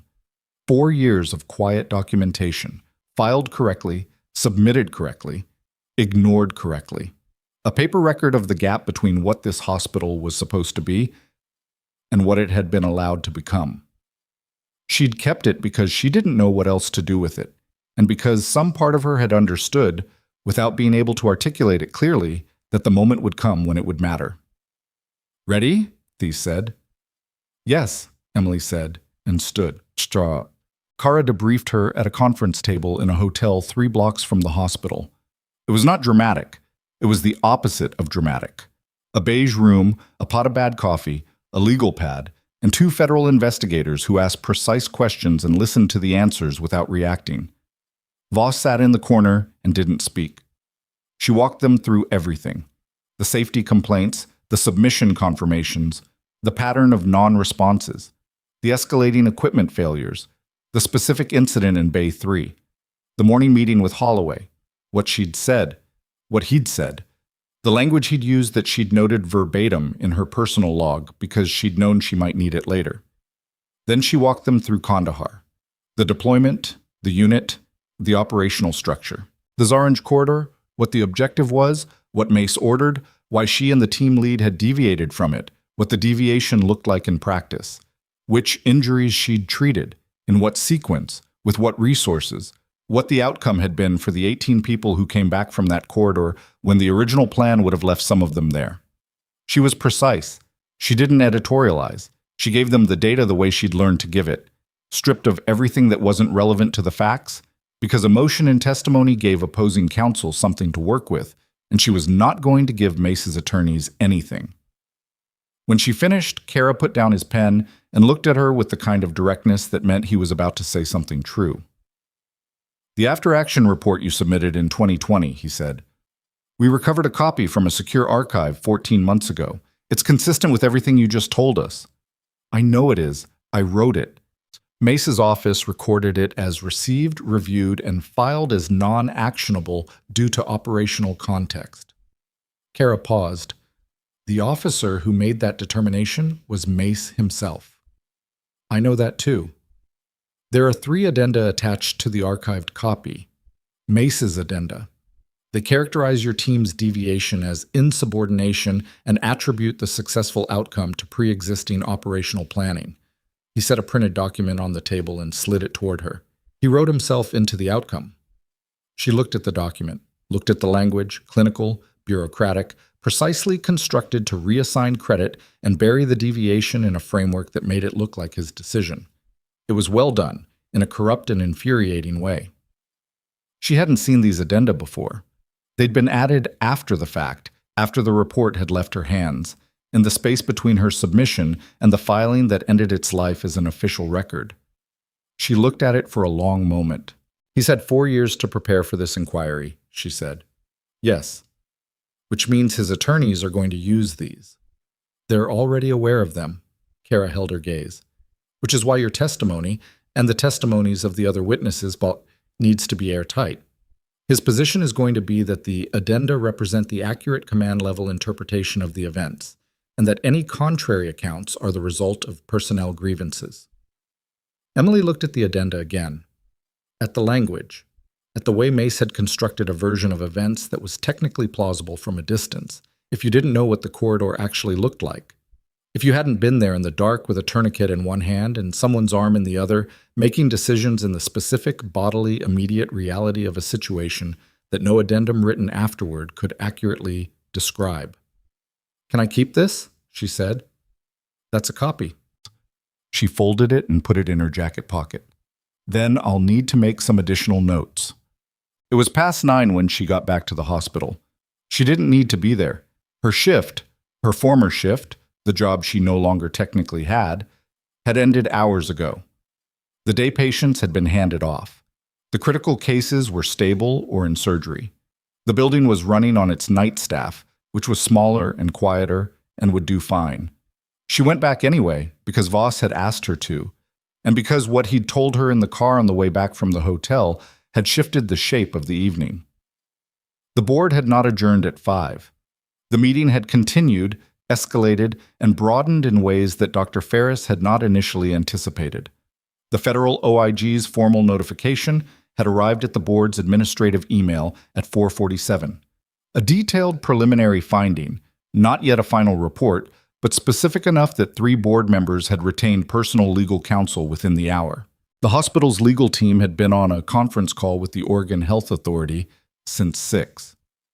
And at 8:32, a story had appeared on the website of the Fairmont Courier, the regional newspaper that covered 4 counties and usually published school board meeting summaries and agricultural commodity prices. Under the headline, Federal Investigators at Westbrook Regional, Administrator Placed on Leave Amid Procurement Probe. Someone had talked to a reporter. It wasn't Voss, and it wasn't Kara, and it wasn't Emily. The most likely candidates were the 2 nurses who'd been pulled from the second floor to cover the MCI, neither of whom had any particular reason to protect Richard Holloway. The story was accurate in its outlines. It named Holloway. It referenced the OIG investigation. It mentioned the bus crash and the staffing response. It did not name Emily Carter, which was either because the source didn't know her role or because they did and had chosen to protect her for now. The story was on 3 regional news aggregators within 90 minutes. Holloway's attorney called the hospital's legal team at 9:15 and requested a statement clarifying that his client had not been formally accused of any criminal conduct. The hospital's legal team declined to issue one. When Emily walked through the ER doors, Gloria was at the charge desk on the phone.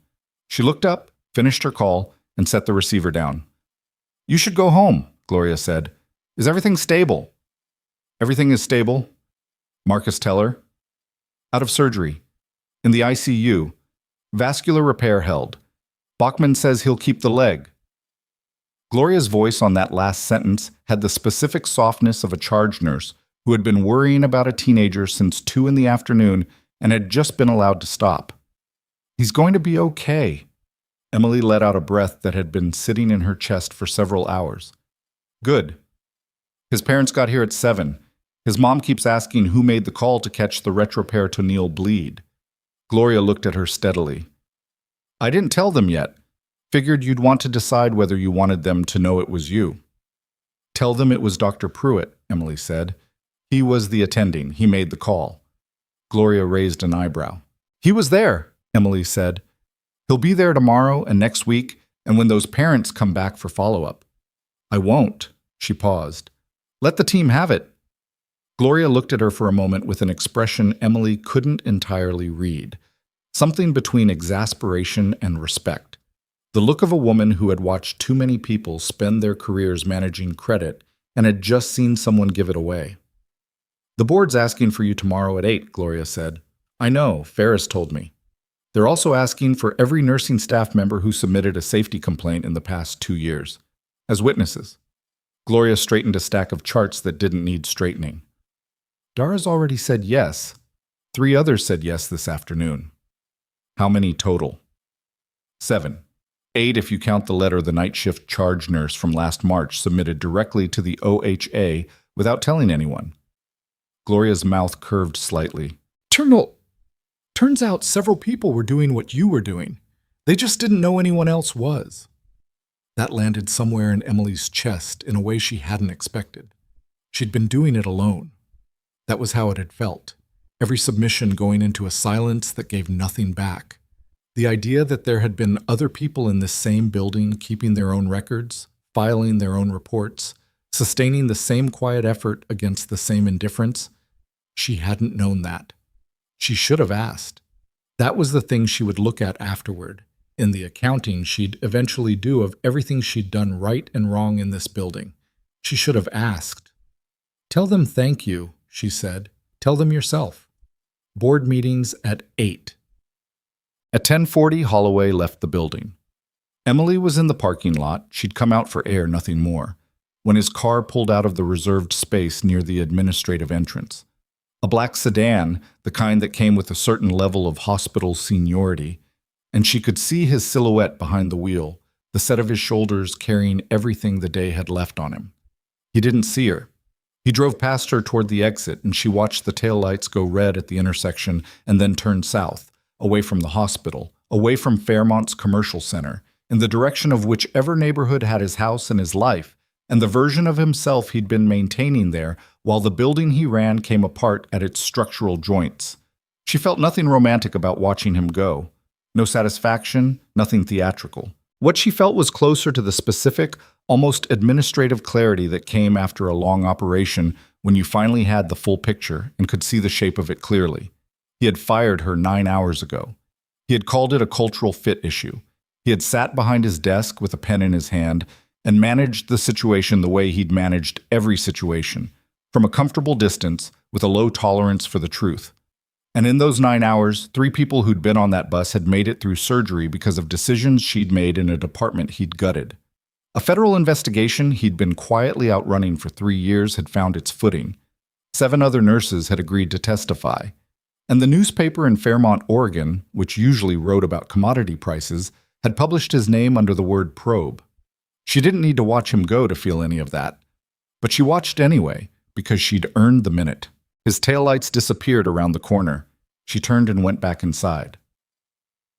The last thing that happened that night came at 11:52 when Kara called her. She was in the family consultation room, the same small space where Voss had told her about Lodestar, which felt like a week ago rather than 9 hours, drinking coffee that had gone cold and writing the additional notes she'd promised herself after reading Mace's addenda. "We've been going through the procurement records the board released tonight," Kara said. He sounded like a man who had been awake for a long time and had found something that made the tiredness irrelevant. "The equipment contracts, the federal fulfillment partnership. And? The arrangement goes back further than we thought. Not 3 years, 7. She set down her pen. 7 years, she said. The first contract was signed the year Holloway arrived at Westbrook Regional, 6 weeks after he started, which means either he was brought in specifically for this arrangement or he identified the opportunity very quickly. A pause. There's a third name in the payment structure. Not Mace, not Holloway, someone in between who routed the funds and managed the paper trail. Who? We don't have confirmation yet, but based on the routing structure and the timing of the payments, the intermediary had to have access to both the federal procurement system and the hospital's internal financials simultaneously. Kara's voice was measured in the way it got when he was being careful. Emily, that level of access, there's a short list of people who could have had it. She waited. One of the names on the short list is someone on the hospital board. She went very still. Which board member? We don't know yet. We're running the financials tonight. He paused. But if we're right, if there's a board member involved, then the meeting tomorrow morning isn't just the board reviewing Holloway. She understood immediately. It's the board trying to manage how much of this becomes visible. Possibly. Probably. A pause. I wanted you to know before you walked in there. She looked at the wall, the wellness poster with the mountain, the phrase about healing. Who called the meeting? She said. Board chair submitted the agenda. Not Ferris? No. The chair. A beat. Dr. Ferris requested a separate session. The chair overrode it and combined them. Something cold moved through her that wasn't quite fear and wasn't quite surprise. What's the board chair's name? She said, even though part of her already knew what the next sentence was going to feel like before she heard it. Aldous Pemberton, Kara said. He's been on the board for 9 years. He was the one who recruited Holloway. She set down the coffee cup. 9 years. 7 years of contracts. Holloway recruited by Pemberton. The financial routing requiring simultaneous access. The combined meeting called not by the board member who'd been asking the right questions, but by the one who'd been there since the beginning. Does Ferris know? Emily said. Not yet. She needs to know before 8 o'clock tomorrow morning. Agreed. Can you reach her? Yes. She was already standing. I'll call her now. Emily, Kara's voice stopped her at the door. Be careful about who else you tell tonight. If Pemberton is involved and he hears that we're close to the financial routing, he'll move records. Can you freeze the hospital's financial access? We're getting a warrant tonight. Should be in hand by 6 a.m. Then I'll make sure Ferris knows by 5. She ended the call and stood at the door of the consultation room with her hand on the frame. The hospital was quiet around her. The night shift quiet, the particular hush of a building that had been through something hard and was now doing the slower, patient work of recovery. Somewhere upstairs, Marcus Teller was breathing with a repaired leg. Loretta Gaines was sleeping. Gerald Whitmore's wife had probably gone home by now, carrying the specific relief of someone who had come very close to a different kind of evening. And in the morning, in a board meeting that had been constructed by a man who'd spent 9 years inside this building, treating it like a personal arrangement, Emily Carter was going to walk in with everything she had. She pulled out her phone. She had 4 hours, a folder of notes, and a federal warrant on its way. That was enough. She dialed Ferris. Part 5. Ferris answered on the second ring. It was 11:58 at night, and she answered on the second ring, which told Emily something about the kind of person she was dealing with. Someone who had gone home, looked at the day behind her, and decided not to actually sleep. Dr. Ferris, it's Emily Carter. I know. A pause, the sound of movement, a light clicking on somewhere. I've been expecting you to call. Have you? I've been on the board for 4 years. I've watched Aldous Pemberton run meetings for 4 years. Another pause. I started asking questions about procurement 18 months ago. He redirected me 3 times to subcommittees that never reported back. Her voice was steady in the way that came from having already processed something rather than from not feeling it. I didn't have what I needed to push further. Tell me what you have. Emily told her. All of it. Kara's call, the 7-year timeline, the routing structure, the short list, Pemberton's name at the end of it. She was precise, and she didn't soften it, because Ferris was a person who needed accurate information more than she needed comfort. When Emily finished, there was a silence of about 10 seconds. He called the combined meeting, Ferris said. Not a question. Working through it. Yes. He would have known we were close to the financial records. Someone on the legal team or in administration would have told him. Another silence. The combined meeting was designed to control the narrative. Let the board appear to be acting on Holloway while Pemberton managed how much went on record. That's how I read it. The warrant. When will it be in hand? Kara said 6 a.m.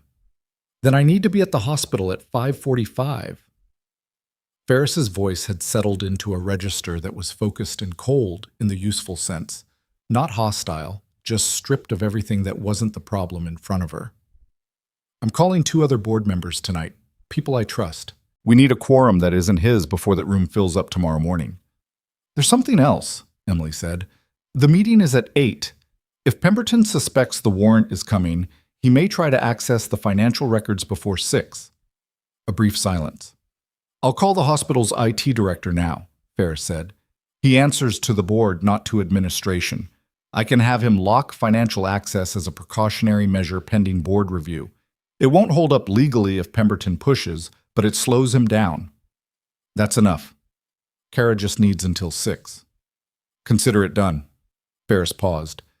Ms. Carter, what you've built, the documentation, the complaint record, I want you to understand that it's going to matter beyond this hospital, beyond Holloway. The OIG is going to use your paper trail to reconstruct 7 years of a fraudulent arrangement. That's not a small thing. Emily looked at the wellness poster on the wall. The mountain. The phrase about healing that she'd always found irritating, and which, in this particular moment at midnight in a small consultation room in a regional hospital in Oregon, she found slightly less so. I just wanted the suction unit fixed, she said. Ferris made a sound that was almost a laugh. Get some sleep if you can. I'll see you at 8. Emily ended the call and sat for a moment in the quiet room. Then she gathered her notes, turned off the light, and went home. She slept 4 hours. It wasn't enough, but it was what the night offered, and she took it without complaint. She was back at the hospital at 7:15, which was 45 minutes before the board meeting, and enough time to find coffee that was better than the hotel variety, and to stand in the parking lot for 10 minutes in the early gray light, watching the building the way she'd watched it that first morning she'd pulled in for her orientation shift 5 years ago. It had looked large then, solid, the kind of institution that had been there before you and would be there after. It looked different now. Not smaller exactly, just more honest about what it was. A building full of people trying to do something hard, some of them doing it right and some of them doing it wrong, and all of them caught inside a structure that had been quietly corrupted from the top down for longer than most of them had worked there. Voss found her at 7:30. He came across the parking lot with 2 coffee cups, which told her he'd been there a while already, and he handed her one without comment. "Warrant came through at 5:58, he said. "I know, Kara texted me. Financial access was already locked. Pemberton tried to log into the hospital's procurement system from home at 5:43. The IT director flagged it." Voss paused. He tried twice. He knew. He knew something was moving. He just couldn't get ahead of it. Voss looked at the building. Kara's team has been in the administrative record since 6:30. They found the routing account in the first hour. An LLC registered in Delaware, no public officers, opened 9 years ago. Pemberton's personal attorney is the registered agent. Emily drank her coffee. It was better than last night's. Not good, but better. "How much?" she said. "Preliminary estimate is $3.4 million over 7 years. Equipment contracts that were awarded, fulfilled on paper, and redirected. The hospital received partial shipments, enough to pass a surface audit, and the remainder was liquidated through the LLC." He paused. "The patients at this hospital were treated with about 60% of the equipment they were supposed to have, for 7 years." She held that number for a moment. 3.4 million. 7 years, 60%. Those were the abstractions. The concrete version was a suction unit in Bay 3 and monitors that aged out of support, and a crash cart with expired medications, and a department that had been running short-staffed because the budget was being managed by a man who needed the numbers to look a certain way. The concrete version was patients. "Is Pemberton at the hospital?" she said. "Not yet. His car isn't in the lot." Voss looked at his watch. "Meeting's in 25 minutes. He'll come." "He'll come because not coming is an admission." "Yes," she nodded. "Then we wait." Das. The board meeting was in the second-floor conference room, which was larger than the administrative conference rooms and had a long oval table that seated 14. When Emily arrived at 7:55, 8 people were already seated, 4 board members, Ferris among them, positioned with the specific deliberateness of people who had coordinated their seating in advance. Kara and a second OIG investigator, Voss, and a woman Emily didn't recognize who turned out to be the Oregon Health Authority's regional director, a compact, serious woman named Sandra Obi, who had driven up from Portland that morning and whose presence meant this had expanded well beyond a hospital board review. Holloway was not there. At 7:58, Aldous Pemberton walked in.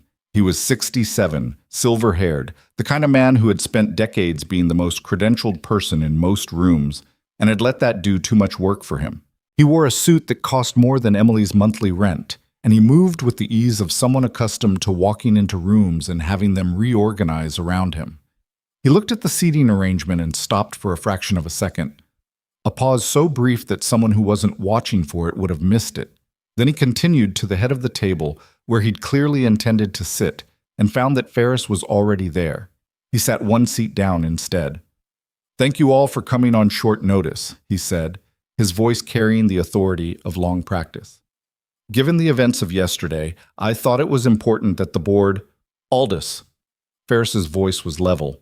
"Before we begin, I need to disclose something for the record." She looked at the OIG investigator beside Kara, who had a recording device on the table. "Everything said in this room is being recorded as part of an active federal investigation. Anyone present who has concerns about speaking under those conditions should consult legal counsel before proceeding." A silence. Pemberton looked at the recording device, looked at Kara, looked at Ferris. "I wasn't informed of a federal recording. You were informed via email at 6:14 this morning," Ferris said. The same email that notified all board members of the warrant executed against the hospital's financial records. She paused. Would you like to proceed or would you like to step out? His jaw moved once. The room was very still. I'll proceed, he said. The meeting lasted 2 hours and 19 minutes, and it was not the meeting Pemberton had designed. Ferris ran it. She had the quiet, iron authority of someone who had spent 4 years being redirected and had arrived this morning with every redirection documented and a clear picture of where each one had led. She walked the board through the preliminary OIG findings methodically. The LLC, the routing structure, the 7-year timeline, the partial shipments, the fraudulent fulfillment records. She did not editorialize. She let the figures speak. Pemberton interrupted 4 times in the first 40 minutes. The first 2 times, Ferris acknowledged the interruption, addressed the specific factual claim he made, and continued. The 3rd time, Kara spoke, briefly, precisely, citing the specific document that contradicted what Pemberton had just said.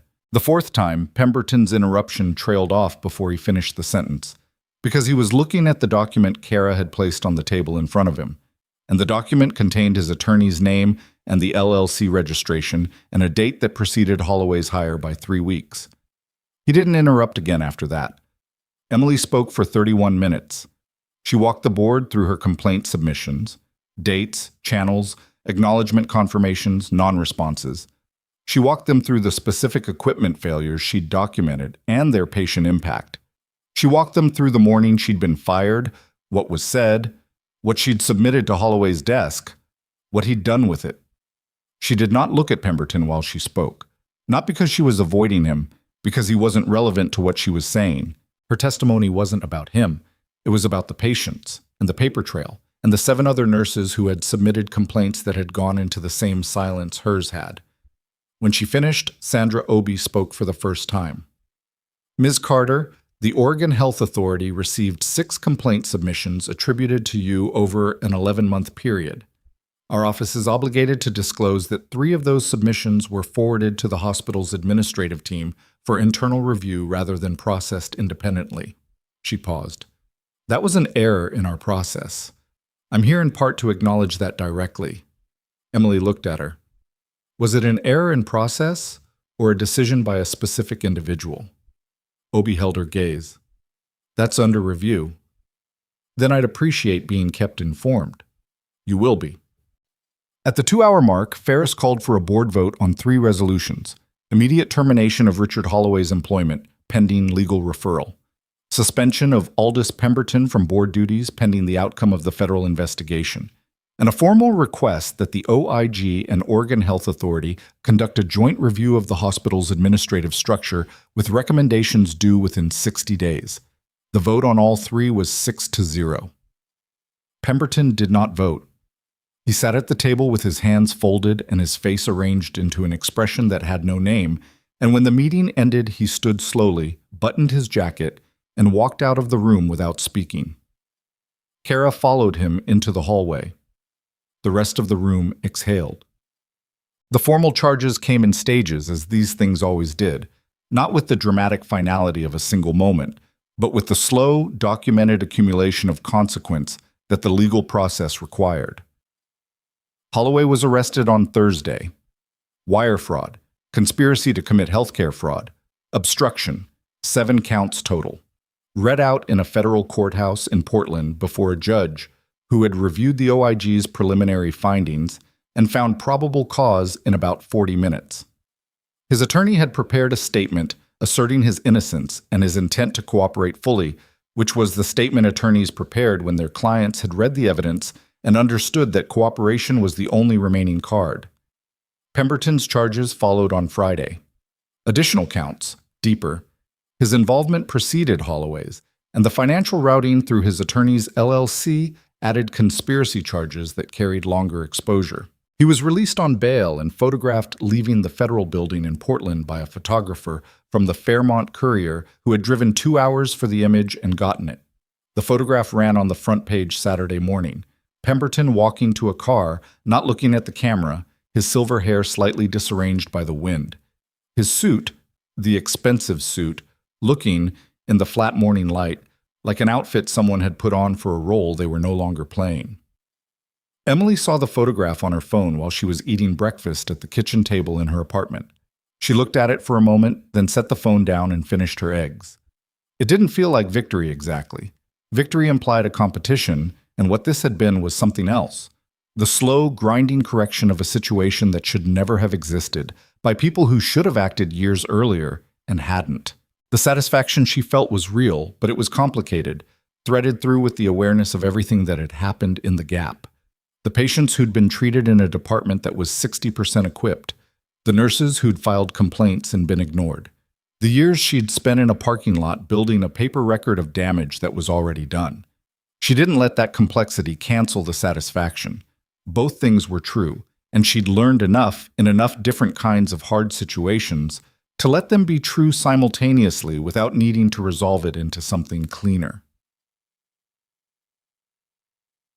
The military ceremony was held on a Tuesday, 11 days after the bus crash.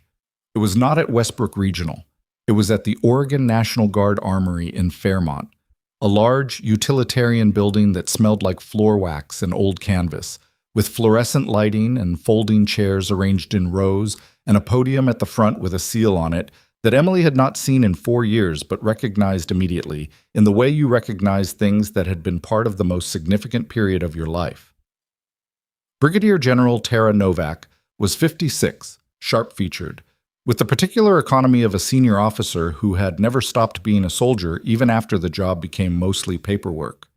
She had flown in from Washington the day before and had spent the morning reviewing the Congressional Inquiry's latest documents and had arrived at the armory looking like a woman who had several more things to do after this, but understood why this one came first. There were 30 people in the folding chairs. Emily's colleagues from the ER, Gloria, Dara, Pruitt, Ferris, Martinez, Bachman, Voss and 2 members of his brigade, Sandra Obi from the OHA, Kara, who had driven up from Portland and sat in the back row and would leave immediately after, Dr. Ferris, who had come because she'd asked and been told yes, and 4 other people Emily hadn't expected, the 3 surviving members of her combat medical team from the Zorange Corridor deployment, flown in at the Army's expense, sitting in the second row with the particular straight-backed posture of people who were holding themselves together in a public setting. She saw them when she walked in and stopped walking for a moment. The woman on the left, Sergeant First Class Adaeze Owusu, who had been a specialist then, who had held pressure on a femoral bleed for 11 minutes in the dark, met her eyes across the room and nodded once. Emily nodded back. She sat down. The ceremony was formal but not long. Novak spoke for 12 minutes. She described Operation Lodestar in the terms the Congressional Inquiry had now made part of the official record. The objective, the corridor, the command order, the deviation, the outcome. She described what Emily's team had done without euphemism. They had determined that following the order would result in preventable deaths, had documented their reasoning in real time, and had acted on their own assessment. 18 people came home from that corridor. The official record, until 14 months ago, had not accurately reflected who was responsible for that. The suppression of this team's after-action report, Novak said, was a deliberate act by a senior officer who prioritized his own record over the truth. It deprived these personnel of recognition they had earned. It allowed a false account to stand for 4 years. And it is being corrected today, formally and permanently, as part of the congressional record. She paused. Sergeant Carter, excuse me. A brief, deliberate pause. Ms. Carter, would you come forward? Emily stood. She walked to the front of the room in her civilian clothes. She'd been offered a uniform for the ceremony and had declined because she wasn't active duty and it wasn't honest to dress like she was. And she stood in front of the podium and looked at Novak. Novak pinned the commendation to Emily's jacket lapel, which was not technically where commendations went, and the slight awkwardness of it was the most human moment of the entire ceremony. Novak looked at her while she did it and said quietly enough that only Emily could hear, "I'm sorry it took this long." "I know," Emily said. "I mean it." "I know that too." Novak stepped back and addressed the room. "The Army also recognizes the civilian service, Ms. Carter provided to the patients of Westbrook Regional Hospital 11 days ago. Her actions during the mass casualty event, performed without institutional authorization, without compensation, and while she was in the process of being wrongfully terminated, resulted in direct preservation of life. That kind of service doesn't require a uniform. A sound from the chairs. Applause started by someone in the back row. She thought it was Kara, which would have surprised her if she'd had space to be surprised, and joined quickly by the rest of the room. Emily stood at the front and received it. She didn't deflect it or look at the floor the way she might have before. She stood straight and let it land, because the people in those chairs had earned the right to mean it, and refusing it would have been its own kind of dishonesty. After the ceremony in the parking lot, Gloria found her. "The board voted yesterday," Gloria said.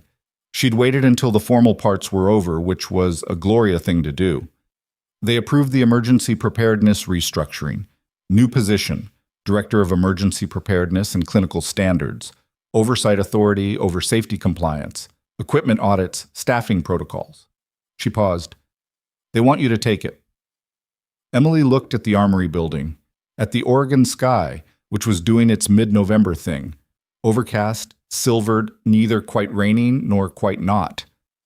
"Who else applied?" she said. "Nobody. It was created for you."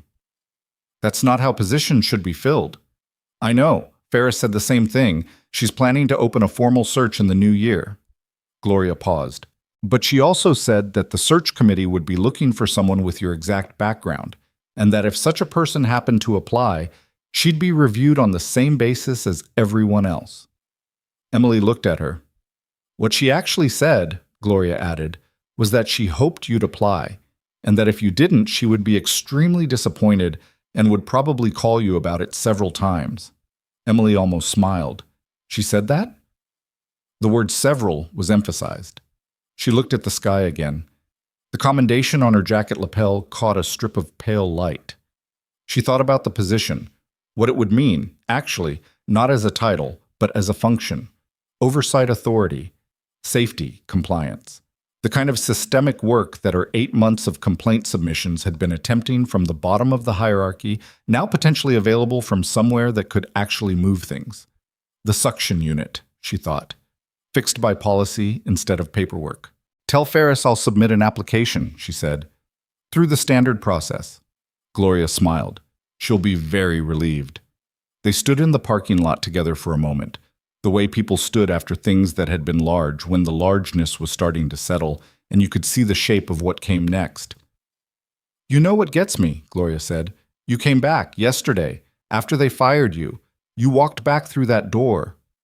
The patients needed what? I know why you did it. I'm not asking why." Gloria looked at her. "I'm saying, most people, after that morning, would have driven home. Would have said, that's not my problem anymore. And nobody could have blamed them." She paused. "You didn't do that." Emily thought about the cardboard box on the trunk of the stranger's car, about the helicopters she'd heard before she decided to go back in, about Loretta Gaines' hand under hers on the table in Bay 1. "I don't know how to do that," she said. "Drive home while there are patients."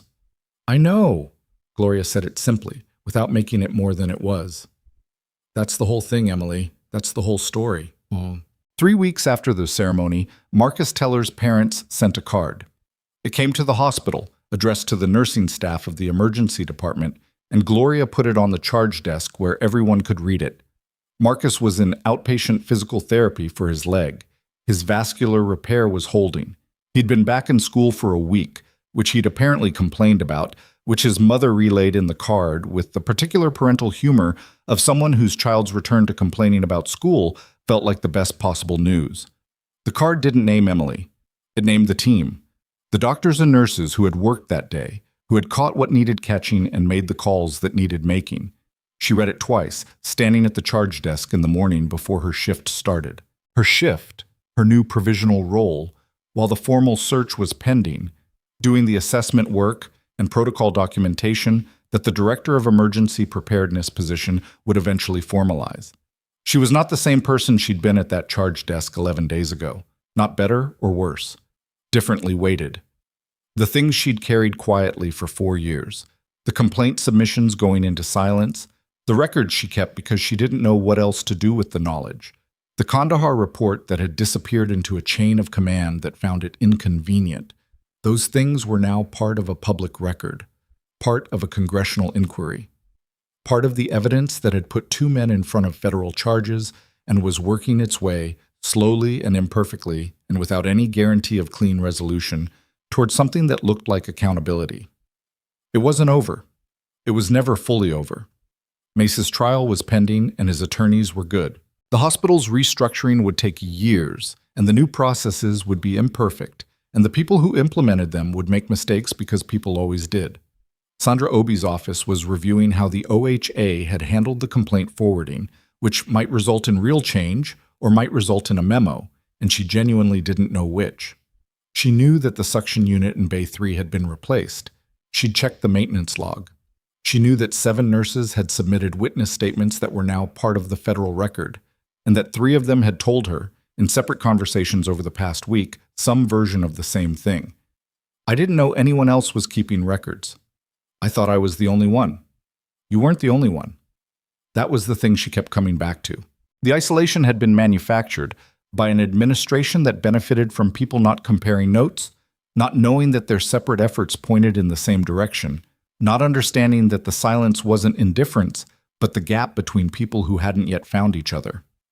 She thought about what she would do differently if she had to start over, and the answer she kept landing on was, ask earlier. Knock on more doors. Assume that the person in the next room with the same look on their face might be carrying the same folder. She thought about all of this, standing at the charge desk with the Teller family's card in her hand while the morning shift started coming in. Nurses pulling on gloves, checking assignments, the ordinary start of a day in a department that had been through something and was still standing. Dara came in at 7:05 with coffee for 2 and set one on the counter without being asked. First case came in at 6:40, Dara said. Chest pain, 62-year-old. Looks like angina, but Pruitt wants a full workup. Emily set the card down. Troponins? First draw pending. Let me see the EKG. Dara handed her the strip. She looked at it. The waveform, the intervals, the small electrical story of a heart working harder than it should. She knew what it meant. She knew what to do with it. She had known for a long time, in this building and in others, under conditions that made this one look quiet. That was the thing nobody who had tried to minimize her had understood, and the thing she had never found a good way to explain, and the thing that had turned out to be true in the end in the most undeniable possible way. The knowledge didn't go away because you kept it quiet. The skill didn't diminish because no one acknowledged it. The record she built in the dark had been just as real as if she'd built it under lights. She had been treated like someone expendable. She had been fired with a phrase about cultural fit by a man who needed her to disappear, and she had walked to her car with a cardboard box, and she had come back anyway, and everything that had followed from that single decision to come back through a door that had been closed on her. She thought about that a lot in the weeks after. Not with pride, with something closer to recognition. The decision hadn't been heroic in the moment. It had been practical. There were patients, and she could help, and those two facts together had always been, for her, sufficient. But she understood now that it was also this. She had spent 4 years building the case that she was right about what was happening in this building, and she had done it alone, quietly, without anyone telling her it was working or would work, or had any chance of working. She had done it because it was the correct thing to do, and because she had learned, in a corridor in Afghanistan and in the years before and after, that the correct thing had a way of eventually mattering if you were patient enough to wait for the conditions to reach it. The conditions had reached it, not cleanly, not without cost, not in a way that gave back everything that had been taken in the years it took, but they had reached it. There was a moment, late on a Thursday in December, when she was alone in the newly designated emergency preparedness office, a small room off the main corridor that had previously been used for storage and still smelled faintly of cardboard, reviewing protocol documentation and drinking coffee that had gone cold for the second time. A knock at the open door. She looked up. A young nurse, maybe 23, whom she'd seen on the floor but hadn't formally met. Earnest face, second-year scrubs, the slightly uncertain posture of someone who wasn't sure they were allowed to interrupt. Sorry to bother you, the nurse said. I'm Priya. I just started in October. I know. You've been on the day shift Tuesdays and Thursdays. Priya looked slightly surprised to be recognized. I heard about... I know what happened last month with the investigation and everything. I wanted to ask you something. Okay. Why did you keep your military background quiet? All that time you were here, nobody knew. Why didn't you... it would have... She stopped, trying to find the shape of the question. It would have made things different, right? If people had known. Emily looked at her for a moment. At the honest, unguarded curiosity on her face, the face of someone just starting out, trying to understand how things worked. She thought about the real answer, the parts of it that were strategic. She'd seen what happened to veterans who led with their service in civilian workplaces, how it colored people's perceptions in ways that weren't always useful. The parts that were private, some experiences didn't translate into civilian conversation without losing something essential, and she'd learned to keep them whole by keeping them quiet. The parts that were just practical. She'd been a nurse, and the nursing had been enough. But the deepest part, the one she'd never quite said out loud, was this. She had wanted to know if it mattered. The work itself. The skill itself. The judgment and the documentation and the correct reading of a situation done by someone nobody had reason to assume was anything other than what she appeared to be. She had wanted to know if it was enough to simply be right, not to be credentialed or connected or known, just right. And the answer, she now had, was both harder and simpler than she'd expected. Being right was never enough by itself. Power didn't yield to correctness without pressure. The documentation, the witnesses, the federal investigation, the warrant at 6 a.m, all of that had been necessary, and none of it had been inevitable. And there had been 100 points along the way where it could have collapsed. But the rightness had been the foundation. Every piece of evidence had been built on it. Every complaint had held up because the underlying observations were accurate. And in the end, when the machinery of accountability had finally gotten moving, it had moved in the right direction because there was truth underneath it to move toward. She looked at Priya. Because character shows itself when nobody knows who you are, she said. Priya considered that. That sounds like something you really believe. It's the thing I know best, Emily said. Priya nodded slowly. Then, with the instinct of someone who is learning to read rooms, I'll let you get back to it. Priya. Emily stopped her at the door. If you ever file a safety complaint and nothing happens, come find me. Don't wait 8 months. The young nurse looked at her, and something in her expression shifted, from courtesy into something more direct, more real.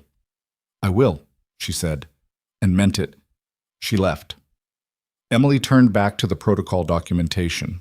Outside the small office window, December light was doing what December light did in Oregon, flat and pale, and indifferent to whether you found it beautiful. Westbrook Regional was running its afternoon shift. The ER was occupied with the ordinary, relentless business of a department that served 4 counties and stayed open every day of the year, regardless of what was happening in the administrative structure above it. The suction unit in Bay 3 was new. The crash cart medications had been audited and replaced. The staffing ratios had been submitted to the OHA under the new reporting requirement Ferris's committee had instituted. 2 monitors in the ICU were scheduled for a replacement next week. It was not a healed building. Institutions didn't heal.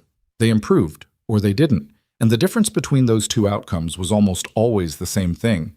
Whether the people inside them were willing to say the true thing out loud and keep saying it and build the record, and find the others who were doing the same thing in separate rooms without knowing they weren't alone. Emily Carter picked up her pen. She had work to do.